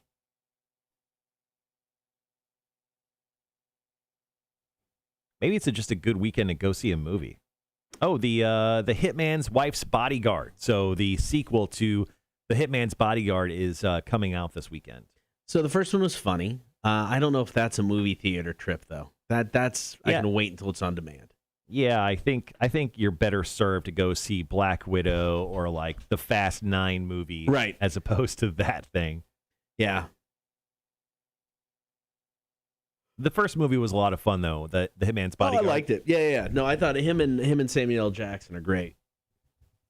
Samuel Jackson's 70 years old. You believe that? Doesn't look like it at all. And no, that was very hard. Yeah, crazy to think. Yeah, that man looks good. He's 72 years old. Man looks even better. Born on December 21st, 1948 in Washington, D.C. He's 2 years older than my dad. My dad does not look like Samuel Jackson. Him and Denzel are like, they're only 6 years apart. Denzel's 66, man. Are you really? Wow. Yeah. That's surprising. I wouldn't have guessed that either. But, I mean, if you think about it, they've been around forever. And Samuel Jackson had a small part in the first Coming to America movie before he was famous. Oh, really? Yeah, he played the guy. I want to say he plays the guy that comes into the store to rob the place. Mm.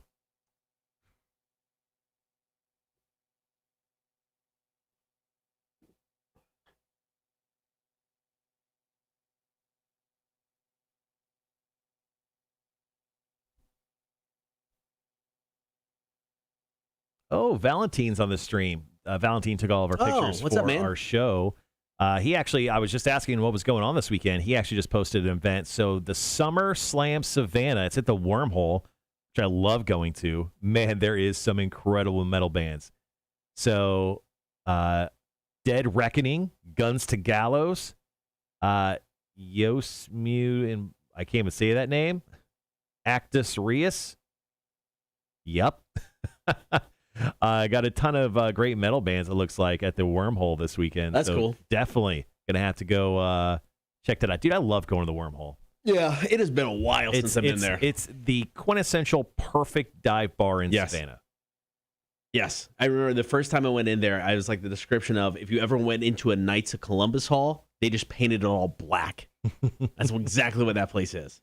Yeah, I love it for the fact that it's like that area has come up a lot. So like you can like make it a date night with the wife. You can go to Squirrel's Pizza and have some pizza. Or you can go to actually I think that Chizito's is closed. But you go to Squirrel's Pizza, you get a Water Witch Tiki, you know, you grab yourself a fancy drink, and then you're like, I want to just do a nightcap, and then you just go to the Wormhole for like 4 hours. And you drink like, $3 Jack and Cokes all night, and it's just crazy. Yeah, but cool. Val, thanks for sharing that with us. Once again, if you want to go see some music that'll absolutely slam your eardrums, nice little Summer Slam Savannah happening at the Wormhole this Friday starting at 6 p.m. I still need to get to Water Witch Tiki. I haven't been there yet. It's great. I was just there a couple weeks ago. Yeah, that's on my list. Tony, have a great day. See you, Tony. So we just got done playing Are You Smarter Than a Community College Dropout Trivia. I'll switch off of that. After that, we will play ourselves some Quizzed in the Face. Oh, yeah. Okay. I'm ready. I'm going to have to write some stuff down. So what's happening in Quiz in the Face today? It's a bit we do every Tuesday and Thursday. Kotter earlier this week quizzed me on, what'd you quiz me on? It was Who Said It, Conor McGregor, or a comic book character. Right.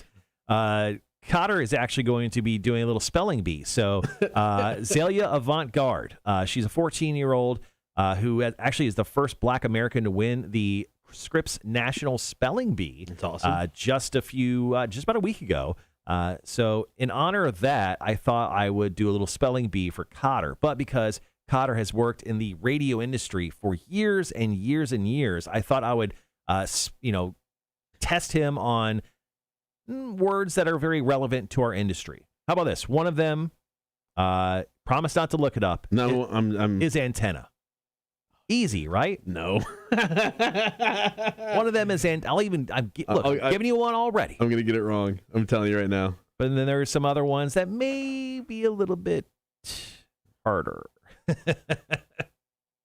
Anyway, so we'll put Kotter to task. I got the definitions of each one of these words. That's not easy. Each one of these words as well. I do have some background on them. I just didn't make them up, and they are very much associated with radios or radio life in general. Everybody's going to realize quickly how poor of a speller I am. 26 years in radio is what I just did the math. Okay. 26 years. So we got that coming up in just a little bit. Once again, next Saturday, I'll be at Savannah Mega Comic-Con broadcasting live. Great event, Saturday and Sunday. I'll be out there from 11 till 1 on Saturday broadcasting live. If you're there, make sure to come by and say hi. Speaking of 26 years in radio, yesterday I found Gary Hale was your professor too at ICC. Yes, right? Uh-huh. I found him on Facebook. He still alive. He commented on a friend of mine's post, and I was like, oh shit. Mm-hmm. So I reached out to him. It was just, hey, how you doing? What's going on? Just wanted to say hey. He's retiring this month from ICC. He's still teaching there. But yeah, so there you go. Our radio professor back at ICC still doing his thing.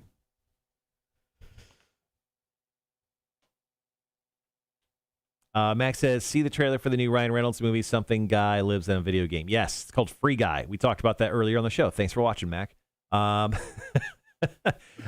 the movie's called Free Guy, and it comes out on August 13th, I think is what I said. Yeah. But yeah, Ryan Reynolds got a couple movies coming in theaters. Free Guy next month. He's got the Hitman's Wife's Bodyguard coming out tomorrow. So it's a good Ryan Reynolds time. Hopefully we'll get a lot of stuff leading into both those films. And then hopefully some news on a Deadpool 3. I think that'd be really cool. I got about just over 3 minutes. I do need to make an apology. So apparently I don't know what a calendar is nor how it works. But earlier this week, I think, or maybe even last week, we were talking about Jackass 4 or Jackass Forever is the name of the film. They actually said they're going to show off the trailer on the 20th. I thought that was going to be this past Tuesday. I apparently don't know the difference between the numbers 13 and 20. Never been a math guy. So kudos to me for messing that up on purpose. Totally did it on purpose. But anyway, I was wondering why the trailer didn't come out, and that's because I'm dumb. And anyway, we'll get a new Jackass trailer next Tuesday. All right.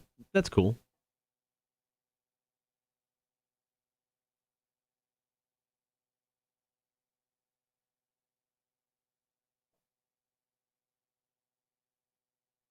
So after we quiz Kotter in the face, we will have 3 stories to wrap up the show with Marshall's Music News.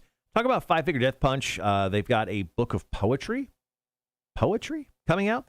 Ed Sheeran, the top 40 superstar, is talking about doing a death metal album. And then a quick update on Rob Zombie, his new film, The Munsters. Yeah, he's doing a Munsters TV show movie. We got a little update on that as well.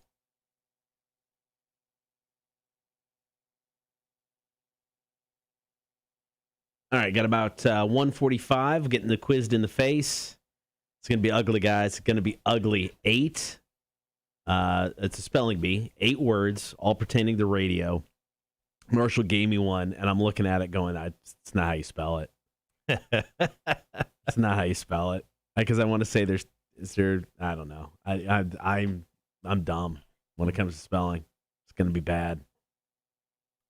Let's see, what time is it? It's 9:03 a.m., and our buddy Charles of the Horde is already breaking down. He said, I'm tired of adulting, ready for someone to take care of me rather than me taking care of everybody. Okay, a little emotional breakdown. It's only 9 a.m., Charles. I think you'll walk that one off, pal. All right, 1 minute to go.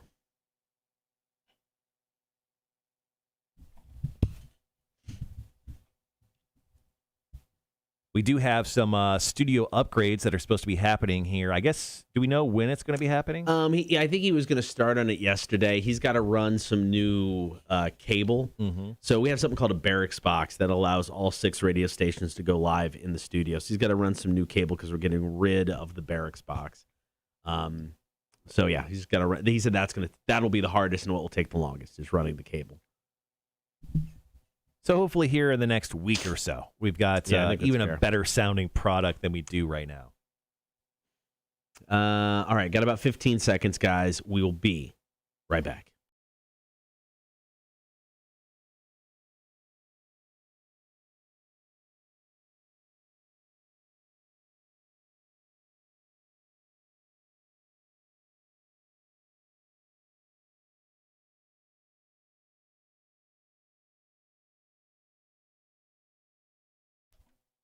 Coming up in just moments, I'm going to fail horribly today while I get quizzed in the face. It is a guarantee because It's a spelling bee. I suck at spelling. All right, don't forget, join the Horde. Get on that stream, Facebook, YouTube, and Twitch. Be sure to like, follow, and subscribe while you're there. You can also listen to the show. Just download the Rock 106.1 app for free. Get us on your in-home smart speaker, and check us out on the website, rock1061.com. Marshall, are you ready to quiz me in the face? Oh, I'm ready, man. So here's the deal. Back on July 8th, the first Black American to win the National Scripps Spelling Bee happened. That is Zelia Avant-Garde, 14 years old, an absolutely amazing performance. She inspired me to, quiz you in the face with a little spelling bee of our own. Now, you've worked in the radio industry for 26 years, Kotter. Yeah. 26 years. I'm sure as a little boy, you had a little radio or a Walkman, you took it apart, you put it back together, and that probably started your love of radio. How do you think I could take anything apart and then put it back together? I mean, thank you for the thought that I. I was trying to make you sound cool. But, all right, I obviously you won't make that mistake again. I know. Once people realizes how bad of a speller I am, me being remotely cool is out the window. All right, so in honor of Zelia winning the 2021 Scripps National Spelling Bee, we'll put Kotter to task on a little spelling bee of our own. So we have 8 total words. I'll do 4 this break, and then we'll take a small break, and then we'll take another 4. So what I'll do is I'll give you the word. I'll give you a short description of that word, and then you just take your best shot at spelling it, okay? I'm ready. All right, so word number 1 is oscillator. So this converts direct current from a power supply to an alternating current signal. They are widely used in many electronic devices ranging from clocks, generators, to digital instruments, and radios. Once again, your word is oscillator. Go ahead and take a spelling chance at it. Oscillator. God, I've never even heard of that. So let's start 0-1. Oscillator. OSILATOR. That is Kotter. Yeah, no. Incorrect. Oscillator is spelled OSCILLATOR. Okay. I had 2 L's in it initially, but a C was nowhere close. It's 0-1. This is I'm really just expecting the goose egg for this. No, actually, this one you have a chance. It's short. Your next word is diode. The diode acts as a switch to block part of the electrical current. The current may only flow in one direction through the diode. Once again, modern radio diodes are typically made from silicone. So there you go. Diode, widely used in radios overall. How do you spell diode? Diode. DIODE. That is correct. Yeah, congratulations. Right. Oh, we can stop right now. Okay. It gets a little tougher after this. I'm not going to lie to you. Your next word, Kotter, and please listen closely. Okay. It's a little bit longer. Super heterodyne. Once again, your word is super heterodyne. The super heterodyne receiver, invented in 1918 by Edwin Armstrong, is the design used in almost all modern receivers. So once again, your word is super heterodyne. Super heterodyne. SUPERHEDERODINE. Kotter. That is sadly no. Super heterodyne. SUPERHETERODYNE. Okay. All right. One more, Kotter. Once again, we are quizzing Kotter in the face in honor of Zelia Avant-Garde, 14 years old, becoming the first Black American ever to win the 2021 Scripps National Spelling Bee back on July 8th. Kotter been in radio for 26 years, grew up with radios, Walkmans, taking them apart, put them back together, working in the radio industry for his love of radio. 1 for 3 currently. You got diode. I know. This one could be bad too. Kotter, your word. Okay. Once again, it's actually technically a diode. I want you to spell thermionic. It's a thermionic diode. The first vacuum tube invented in 1904 by John Ambrose Fleming, consisted of an evacuated glass bulb containing 2 electrodes, mainly used in older radios. So once again, Kotter, your word to spell is thermionic. Thermionic? Thermionic. Thermionic? Oh, man, I don't know. THERMEOTIC. Kotter, that is... I know. Thermionic, THERMIONIC. Oh, there was an N in there. I couldn't hear that. I'm deaf. Okay. 1 out of 4. I got 1 right. I think that's going to be all I get. No. There's There's some easier words on the back half. You gave me one that should be easy. I've written it down. It does not look remotely right. I'm hosed. All right, more quizzed in the face coming up next. Here's New Rise Against. It's Nowhere Generation. Rock 106.1. All right, Kotter is currently 1 for 4. For the National Spelling Bee inspired Quizzed in the Face today. It's a game we do every Tuesday and Thursday. Kotter quizzes me in the face on Tuesday. I quiz him back on Thursdays. Haven't done a spelling bee one ever for you, so I'm kind of excited about today. A little different. No, I appreciate that. I've heard, I think so far, out of the 4 things you've given me, I have heard of a diode. Okay. You haven't heard of an oscillator? Maybe. Oscillator? The next word is the most juvenile word, which I think you'll get. Okay. And juvenile term that I found. So there's a little tease right there. Charles, I got 1 out of the 4. I think it's a great start for me. I'm very happy with my performance because I really expected to go 0 for 8. So I've got no issues right now. Big time. Big time.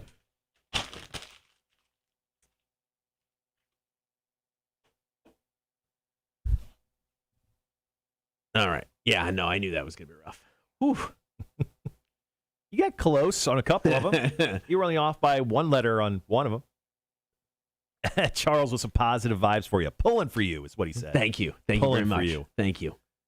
All right, so we got 4 more words for Quizzed in the Face. Kotter is going to face 4 more words in the Spelling Bee inspired Quiz in the Face, and they'll do some Marshall's Music News after that. Oh, this is nice. Just got a text from somebody. I have to tell y'all, I love your show in the AM. I drive an hour to work in the morning, 7 to 8. And I love starting my day with your random question of the day. I can usually relate to most of them. Today was random acts of kindness. I've been thinking about it. I would have to say is a simple smile. I work in a hospital, and it is amazing what a smile can do for someone's day. You never know what a patient or family member or even some random person you pass is going through, and just a simple smile can make someone feel good. And I hate the whole mask thing because people can't see it, but you can still say a lot with your eyes. So thanks for making me think of that today. There you go. That was awesome. Hey, positive vibes, man. Yep. Let's 9 o'clock hours, positive vibes only. Except for the rest of Quiz in the Face, where Kotter will probably fall on his face. Probably be bad. What do you got going on after the show today, man? Jake and I are looking to purchase a high-quality printer. Oh. So we're going to hit up Best Buy, and then I'm going to nap, and then we're going to do the escape room. Cool. I think, let's see. I mean, obviously, you got some work stuff to do, putting in some commercial spots for the upcoming Adelia's Way and Hoobastank shows, and then working on the show for tomorrow, finding our beer for breakfast guest, and then I think I'm going to mow. I cleaned up that tree that fell in my yard. Yeah. And now I kind of got all the big sticks out of the way, and I think I'm just going to essentially mulch all the leaves. I get that. I have a ton of leaves. It looks like fall in my yard right now. All right, guys, got about 30 seconds.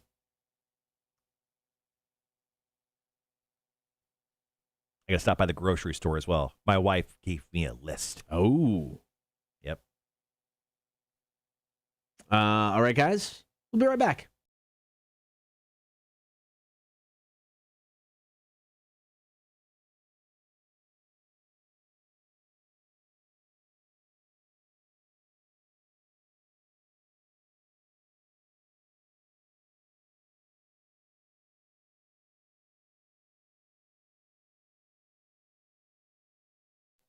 I'm getting quizzed in the face so hard, it's like knocking me over to the ground and then just kicking me repeatedly.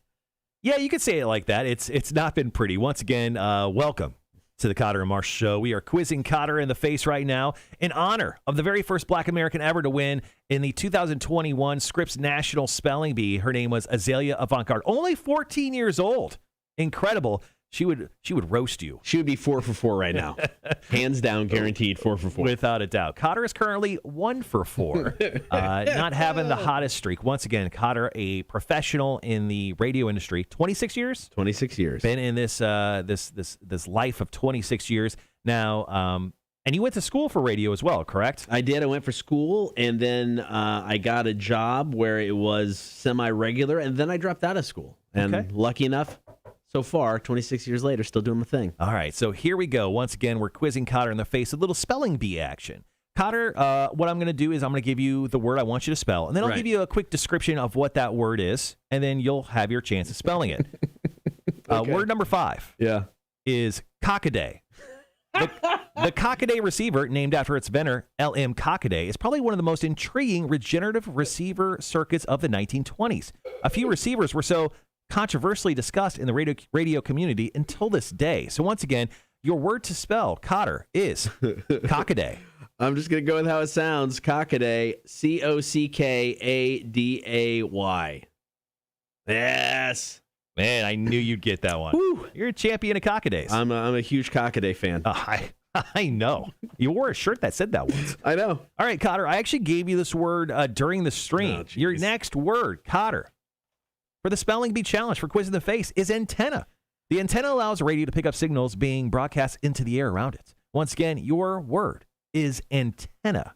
You would think I would nail this all day long. I don't know. Here we go. And because there's 2 letters, I don't know. Okay. Antenna. Antenna. I don't know how to spell antenna. I'm sorry. Antenna.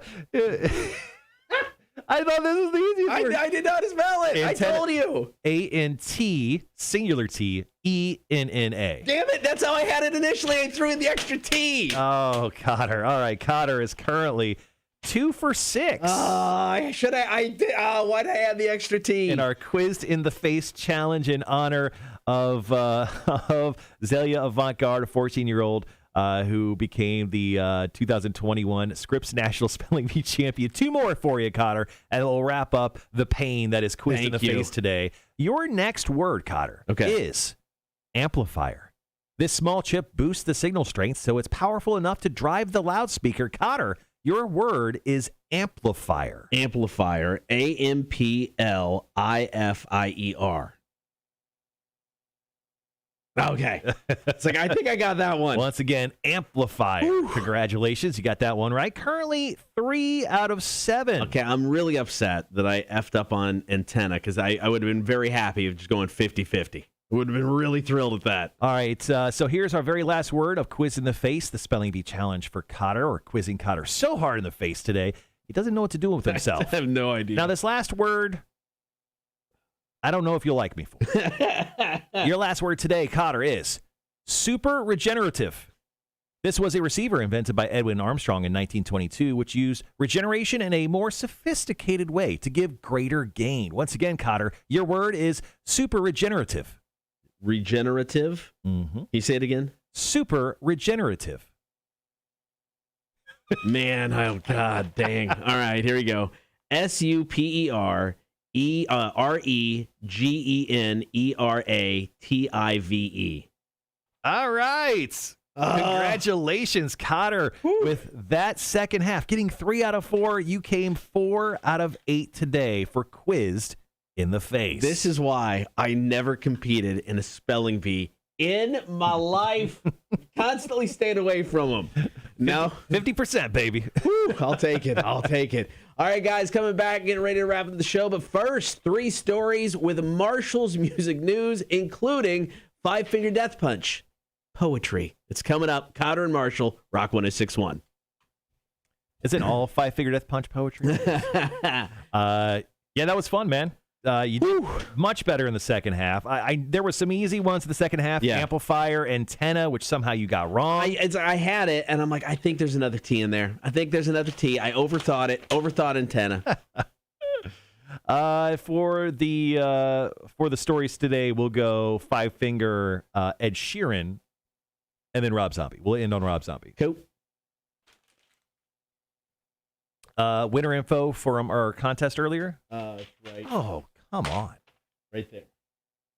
I just threw a piece of paper, and it hit the back right-hand corner, hit the front corner, and came out. This day sucks. I want to go home. We're getting close. We are getting very close. All right, for everyone sticking around on the show today, we really do appreciate it. Thanks for hanging around on the live stream. Tomorrow on the show, we'll have Fire Away Friday. We'll also have beer for breakfast. We'll let you know who that guest is as soon as we find out who will be joining us tomorrow. Got a lot of work to do when it comes to lining up beer for breakfast guests, but I do have a couple contacts that I think are going to be coming through hopefully soon. Cool. Rick DeJesus may even make his way back to the beer for breakfast chair with the guys next Friday, which will be the first ever repeat beer for breakfast guest. Yeah, and he was one of the first too. Yeah, it was the second one ever. Yeah.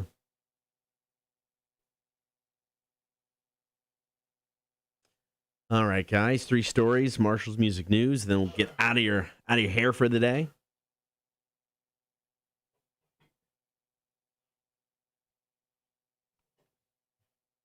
My leg is still swollen. Kotter got himself a good old leg tattoo the other day. Still hurting from it. Yep. I don't know what it is, man. Every time I've gotten my legs tattooed, they definitely swell up. I don't really, I mean, you get some swelling, other places, but the legs are just bad. Yeah, that's my goal. I think I'm going to get a right leg sleeve in 2022. Okay. Yep, I made 2 more appointments with Kelly, just because it's hard to book because she's very busy. So they're not until February and March. So I've got some time to think what I want to do next. This is the first time in a long time I don't have my next tattoo planned out. I don't know what I want to get. Do you know the location that you want to put something in? I'm thinking about my thigh. My right thigh. I've got the Star Wars on the left, so I'm thinking about my right thigh. I've got the back of my leg that I just got tattooed, but I'll probably stay away from that for now. And then, like I said, I'm going to start the souvenir tattoo process when I'm in Texas this October, so I'll get something on my back. Still trying to think of the best way to do that so it just doesn't look like a complete and total cluster F. But I got some time. Just make it look like an Excel file and just put lines on your back. Make it a grid.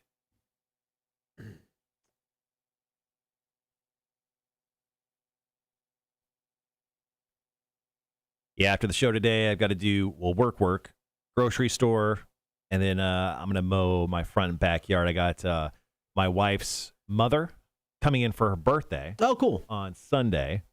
That's why we're going out to Defusky.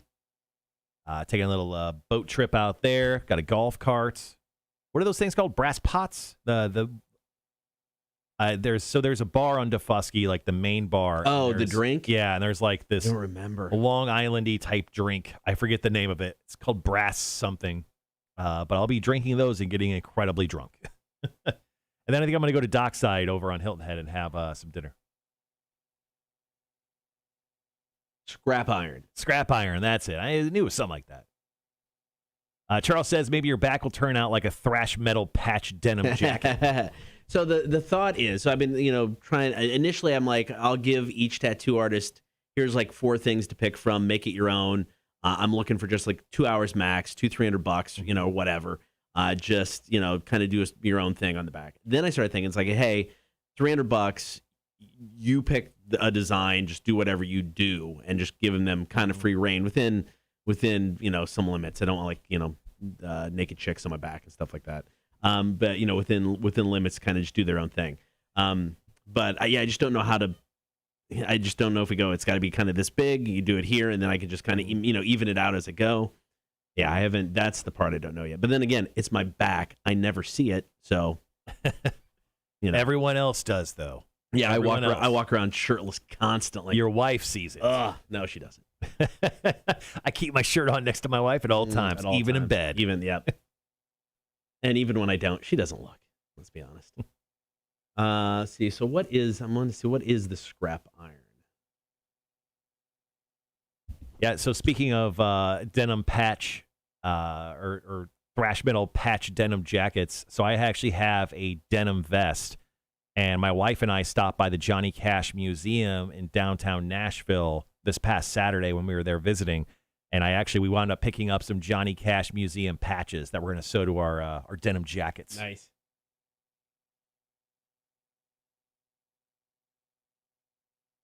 Let's see. Looking for.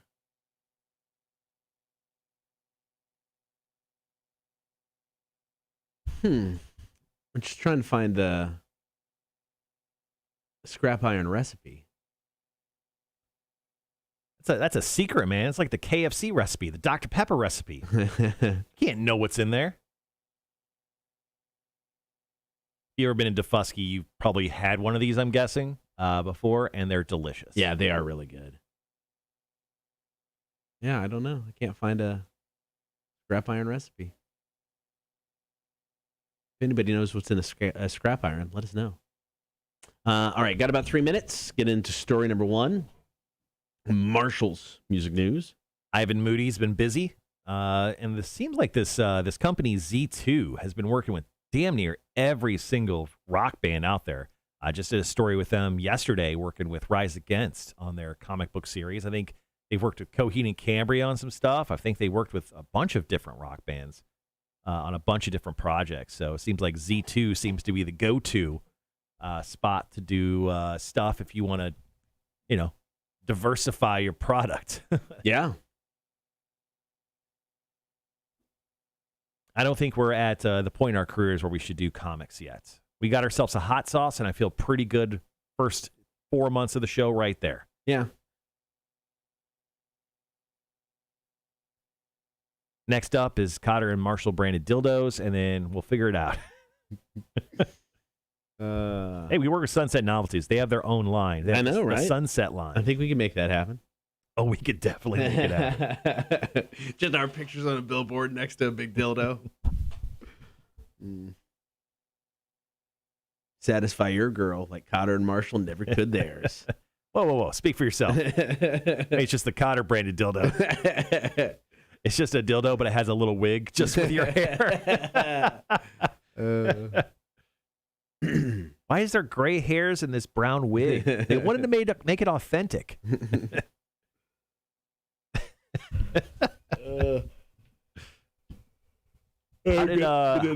How did New Realm turn out last night? You were I was hosting bingo? Yeah, bingo. It's honestly, we do better when there's a torrential downpour and people can come in out of the rain. Right. We had maybe at the most 7 people playing last night. There's more than that in, and not everybody played. So what are the prizes that you guys do? Free apps, a lot of free beers, and then a couple gift cards, a $10 and $20 gift card. Oh, cool. So, but yeah, most of it's free beer. Yeah, I haven't been back to New Realm in a minute. I have to go back and check it out. Yeah, like I said, I'm bummed that they had something on that you might like. They had something called the Commissioner. It was a blonde Belgian. Belgians aren't my thing, so I usually don't get them. So I didn't get that. But they haven't just had, I had the Hopland, Hopropolis or Hoplandia, one of those last night, and then I had their Pilsner, which is pretty good. But I do wish they would come in with some more of their just kind of weird random stuff. Mm-hmm. And they did have that Lime of the Party on tap for a while. Then they had their like Arnold Palmer tea sour, which is actually pretty good. But that's the type of beer. It's like I drink one, and that's all I need of that one. All right, got about 20 seconds. 3 stories today. Got a story on Rob Zombie. Also, we'll talk about Ed Sheeran and Cradle of Filth. Who would have thought that? Yeah. All right, guys, be right back.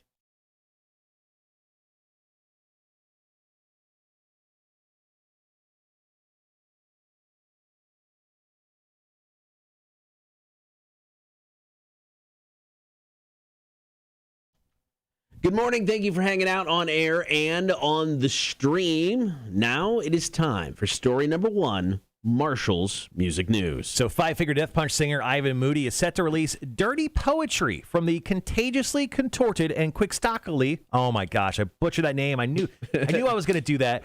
Quixotically, that's what I was trying to say, Twisted Mind of Ivan L. Moody. It's an illustrated collection of poetry through Z2 Comics just in time for Halloween this fall. Now, Z2 Comics seems to be the go-to place if you're a rock band and you want to do some stuff, because we talked just yesterday about how Rise Against has a graphic novel that is coming out here in the next few weeks that is going to go along with their new album already released called Nowhere Generation. Now, Ivan Moody says about this project, out of all the projects I've undertaken, this is something truly out of the ordinary, completely unorthodox and without creative walls. It is by far the oddest thing I've ever done, and that's saying something. He also went on to say, I'm intrigued and excited to share this full dose of my thought-provoking / chaotic and emotionally stimulating artistic vision with all of you. Welcome to my rabbit hole. This 104-page book will be available right now, actually, via pre-order via the Z2 Comics web store. So go check out Z2 Comics if you want in on this poetry book from Ivan Moody. All right, 2 more stories to go, including how about this or things you didn't think you'd hear at the same time. Ed Sheeran and Cradle of Filth. That story's next. 5-Finger Death Punch, Darkness Settles In. Kotter and Marshall Show, Rock 106.1.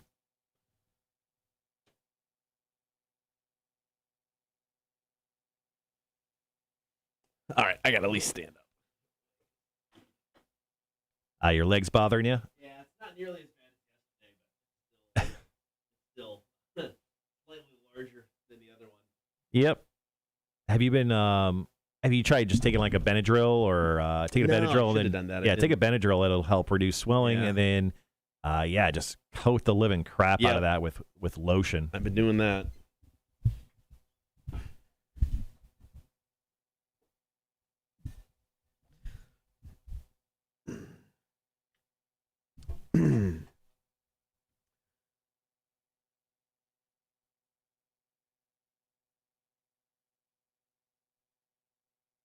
All right, go to that.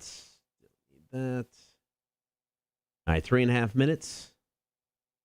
Second of 3 stories. Don't forget, tomorrow is Vic's 50th birthday. At least that's according to Vic. I do partly take that with a grain of salt. You don't think he's 50? You think he's older? No, that it's just his birthday. But I'm gonna. I'll go with it. No, I think he's 50. No, I believe that.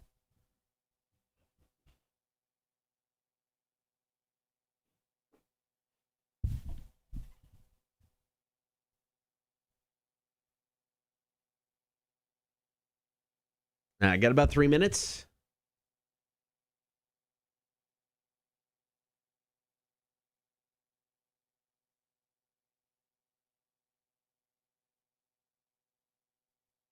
All right, next story up is going to be about Ed Sheeran. Yes, the red-headed fellow who's known for creating, classic chick music. I'll say it. The ladies love Ed Sheeran. It's good. I mean, it's good. It's you hear it on the top 40 stations when there's some bangers that he has. Nothing as good as Katy Perry's Fireworks. I mean, it's nowhere close to as good as that, but it's all right. But he talked about some of his inspirations growing up, being Cradle of Filth and Slipknot. So talking about some stuff there, about maybe him doing a death metal album, which would be really interesting. You know what? I'd be down for hearing it. Yeah, I'd be curious. Oh, there's Mac this morning. Stop looking at your gallon. Wow. It's kind of hard to miss it. Most ladies do not say that to me, but Mac does. Stop looking at my gallon.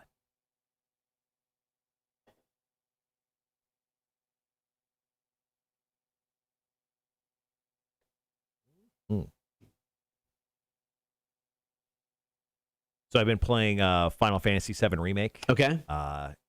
I played it on PlayStation 1. That's when it originally came out. Damn. That was the first time I ever played it. It was the first system that it came out on. It's still fantastic. It's the remake version of it. It's so good. So stinking good. I mean, what type of changes did they make? I mean, it just completely rebuilt it. Okay. From bottom to top. I mean, same story. Okay. And that's kind of it. Everything else is kind of just new and it's really, really good. So if anyone's looking to pick up a new video game, Final Fantasy VII Remake, which is kind of cool. If you buy it for the PlayStation 4 and have a PlayStation 5, it gives you an automatic upgrade to the 5 version. So, but I've realized that for the last 4 months, I have been working nonstop, and that's just not like trying to pat myself on the back and try to make myself look good in front of my coworkers.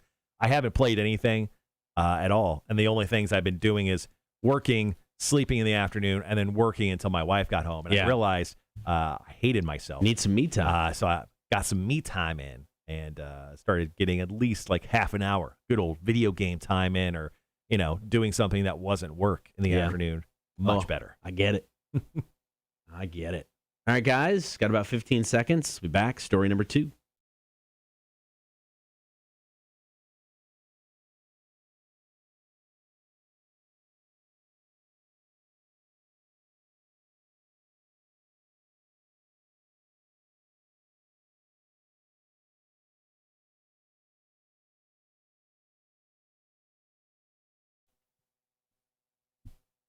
Good morning. It is time for story number 2, Marshall's Music News. This may be one of our strangest Marshall's Music News stories ever. Ed Sheeran, the redheaded, top 40 guy. Yeah. I don't know. He's got a lot of songs. I can't think of any of them right now. But he said he's not opposed to creating a death metal album after citing Slipknot and Cradle of Filth as bands he listened to a lot growing up. He said, I was really into death metal as a kid. I listened to Cradle of Filth, Slipknot, and all that stuff. And he said, I'm not saying I could ever step into that world, but I'm not opposed to going that way. Now, interesting enough, Cradle of Filth leader Danny Filth actually weighed in on the statement himself. He posted the screenshot of the article on his Instagram saying Ed Sheeran is open to recording a death metal album after spending his youth listening to Cradle of Filth. He goes, I'll believe it when I see it. And then he said, Dracula's Castle on the Hill, anyone? Followed by a collection of Cradle of Filth and Ed Sheeran tags. So I think the time is now. Let's do it. Little crossover event of the century. Ed Sheeran, Cradle of Filth. It doesn't need to be like a full 12-song album. No, give me a little that. EP. Yeah. Give me 5 songs between Danny Filth and Ed Sheeran. It could be acoustic. It could not be acoustic. Acoustic death metal? Hey, let's go out on a branch. Let's try some weird stuff. Let's get weird. Ed Sheeran with the face paint and everything. Let's go. So if we get the death metal album collaboration, even an EP, I think we'd also then need Danny Filth doing an Ed Sheeran style song. Right. It'd only be fair. Just a little acoustic work. Danny has an amazing voice. I know. So I'm down for this. I want all of this to happen. Yeah. Right go. now. Let's go. All right. We got one more story to go. Then we're getting out of here. It's more Marshall's Music News coming up next. Kotter and Marshall, Rock 1061. All right, up next, we got Rob Zombie. He's doing some stuff with the Munsters, so I'll give you a little update on that, and that's it for the show.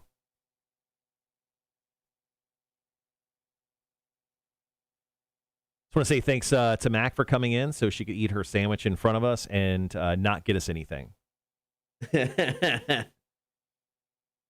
No big deal. Mac went to Dunkin' Donuts the other day or McDonald's or something, and she got Jake something. Okay. But she didn't get us anything. She's on our show once a week and got us nothing. To be fair, she's on Jake's station every day. I mean, really? Yeah. Wanda, how are you? Welcome back, Wanda. All right, well, coming up next, we got a Rob Zombie story. Then we're going to wrap the show up. Obviously, tomorrow, beer for breakfast. We'll have Fire Away Friday, and then more shenanigans as always. Obviously, we have some stuff coming up more towards football season that we're going to be working on. We got actually loads of stuff coming up before the end of the year. Hope to get moving on a lot of that here in the next few weeks. Going to share some really cool stuff with you. Tomorrow, we're going to be able to share details with you on how you can win hella mega tour tickets. Yeah. Green Day, Fall Out Boy, Weezer, The Interrupters playing a show at Truist Park, which I hate saying. It's SunTrust Field. Yeah, I know, right? It's where the Braves play. They're doing a big show there. Truist, yeah. So they're playing a show there. We have tickets to give away all next week. We also have tickets to Hoobastank and Living Color. They're playing the following Monday. I think it's the 26th, technically, is when they're playing. We got some tickets to go see Adelaide's Way. Hoping to get the guys from Adelaide's Way back in studio, working on that as well. In the coming weeks, we got all sorts of goodness coming. Mm-hmm. Pop Evil. Who else we got coming? Fozzy is coming our way here in the next few weeks. POD's coming. Candlebox. Amigo the Devil. He's going to be a part of Welcome to Rockville. Speaking of Welcome to Rockville, we'll have some tickets to Welcome to Rockville coming up here in the next few weeks as well. So we have loads of stuff coming for you. Don't worry. Torture Tuesdays, although we're on a hiatus, they'll be back coming up in September as well. Yep.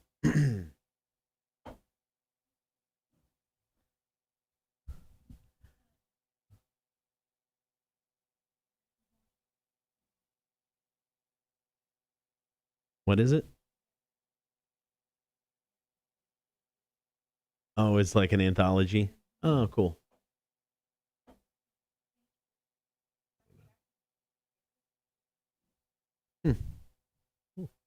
All right, then.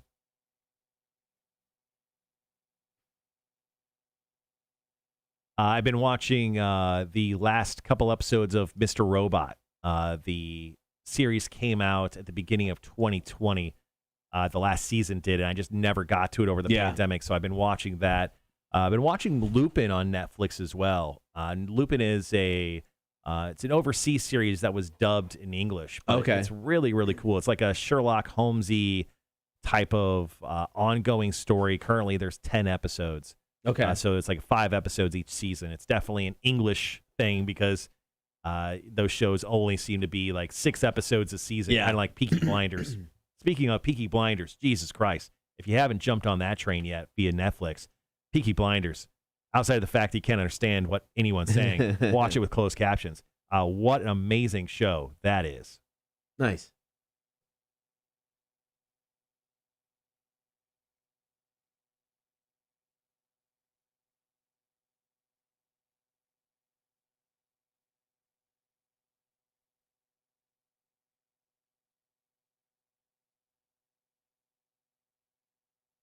I think outside of that, I watched Loki, Lupin, and Mr. Robot. Then after that, I'm going to have to, it's coming to almost the peak of Marshall's going to have to find something new to watch. Yeah, I've been hooked on Letterkenny. But then coming up starting the 23rd, the Olympics. Oh, you're going to be jammed up, dude. I'm going to be all in. Have you got a DVR yet? No, so I still got to figure out, since I've got Peacock, and that's Universal, so NBC. So I got to figure out what my options are there. But yeah, I'm probably going to end up I'm guessing I'll go back to YouTube TV for a month because they were pretty good about it it was a pretty good DVR. Now, the first day we're on vacation is the first day of the Olympics, Friday the 23rd. So I already told Dana, the wife, I'm like, look, because we just plan on eating, playing some games, hanging out. I'm like, while we're playing games Friday and the entire weekend, the Olympics will be on. So they'll be on. Got to watch the Olympics. Got to watch the Olympics. So the Milwaukee Bucks tied up the NBA Finals. Did you know that was still going on? I did. Yeah, it was on the screens last night. Yeah, everyone was saying Suns in 4. Not true. Yeah. Tied up 2-2. They're making a series out of it, which is kind of exciting. It's the ref's job, right? Is that the NBA thing? Yeah, it's the NBA's. It's Adam Silver's job. Yeah. I do want to see the Phoenix Suns win. I do too. I feel like they deserve it more than the Bucks. Yeah. I feel like Charles Barkley should get a ring. He couldn't do it against Jordan, so he gets one by. He should just get one just for being part of the Suns organization. He should definitely just get one for sure. I remember. I want to say the Suns Bulls series is when Boys State was the thing back when you're in high school. It was like a government school government thing. Why I went, I don't know, but I gotta go. It was. I want to say it was the Suns Bulls series when they were against each other in Boys State. So we just basically sat around because we were in a college dorm. We basically sat around the rec room in the dorm and just watched basketball the entire time we were there.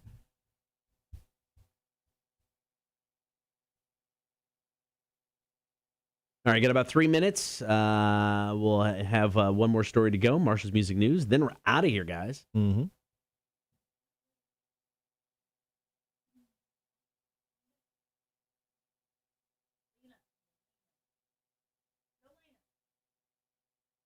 Oh, yes. Sorry, Mac's off camera right now. We don't have a third mic plugged in, so that's not my fault. Black Widow was really good. Actually, my wife's favorite part of it was Yelena, which is the sister of Black Widow, Natasha. Okay. Yeah, so she's in the film. True-ish sister? No, not by blood sister. Okay. Just like growing up sister. Sure. But my wife and I are huge fans of Florence Pugh, who actually was in Midsommar, which is a horror film from Ari Aster, he did Hereditary. I know you haven't seen any of these because your wife doesn't allow you to watch horror movies, but these films, they're great. They're great, like mess you in the head, like horror films. Right. And Florence was in Midsommar, and it was awesome. Nice. Awesome. All right, about 1:45. Also, there is Fear Street on Netflix from R.L. Stine. There's 2 films out called Fear Street, and they're releasing another one this coming Friday. It's like a trilogy that they've released week after week. Only Netflix could pull that off because of all their money. But that one's kind of cool, too. I watched the first film. I haven't watched the second. It gets better. Nice.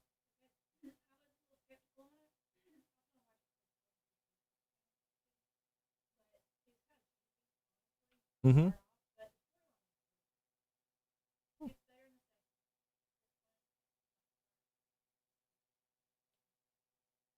Whoa.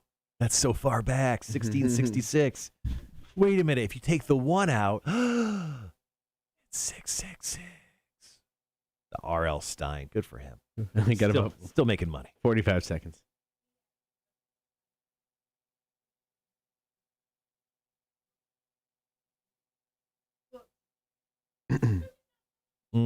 Nope.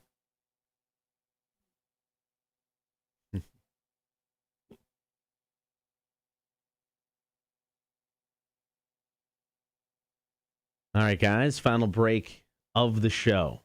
Just under 20 seconds. We'll be right back.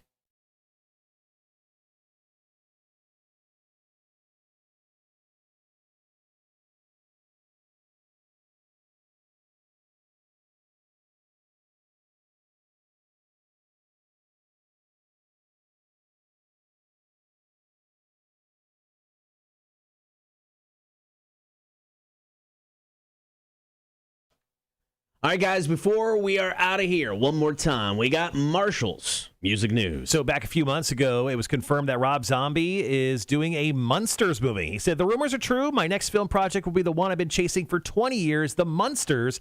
He goes, stay tuned for exciting details. And yesterday, he did reveal a detail in regards to the new show, or excuse me, the new movie. He released a blueprint of the Munsters house. Okay. They are rebuilding it for this new movie. Now, there's a lot of rumors out there that this movie will actually surface first on NBC's Peacock platform, as you and I affectionately call it the Cock. So it'll first come up on the Cock, the new Munsters movie there, and then possibly have a short run in movie theaters. So they're looking at making this more of a low-budgety type of thing. Love it. Unfortunately, his wife is going to star in it. Yeah. I don't love Sherry Moon Zombie as an actress. She's fairly passable in the Devil's Rejects trilogy or whatever they call that. It's just, I'm excited because Rob Zombie's making a film again. Because his stuff can be really, really good, and he's done some stuff that's not so great.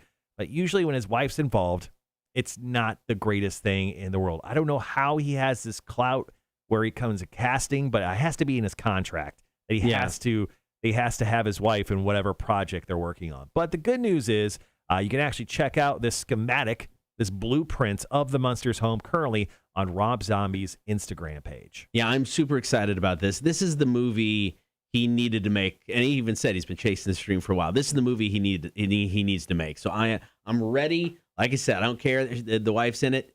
It's got to be R-rated. If he comes in and this movie's family friendly, I'm out. Yeah, it's got to. I mean, it's Rob Zombie. It's got to be R-rated. It's got to be. All right, guys, that is it. Coming up on the show tomorrow, Fire Away Friday. We'll have 3 songs for you to pick from up on the Facebook page later on. We'll play one tomorrow around 8:30. Also, beer for breakfast. Guest to be determined. Yeah, I'll figure that out. You know what? That's future us problems. We'll get to that. Yeah, future us. Also, tomorrow is Vic's 50th birthday. Ooh. Do you think he'll call in? Yes. Yeah, yeah. Since we said we'd sing him happy birthday if he called in. I ain't doing that. Dude will call in. Trust me. No, we'll sing him happy birthday. He will call in. So we'll talk to you guys tomorrow, 6 o'clock. It is the Kotter and Marshall Show, Rock 106.1. All right, Horde people, thanks for hanging around, hoarding with us all day long. We'll see you tomorrow, 6 a.m. Kotter, any last words? Bye.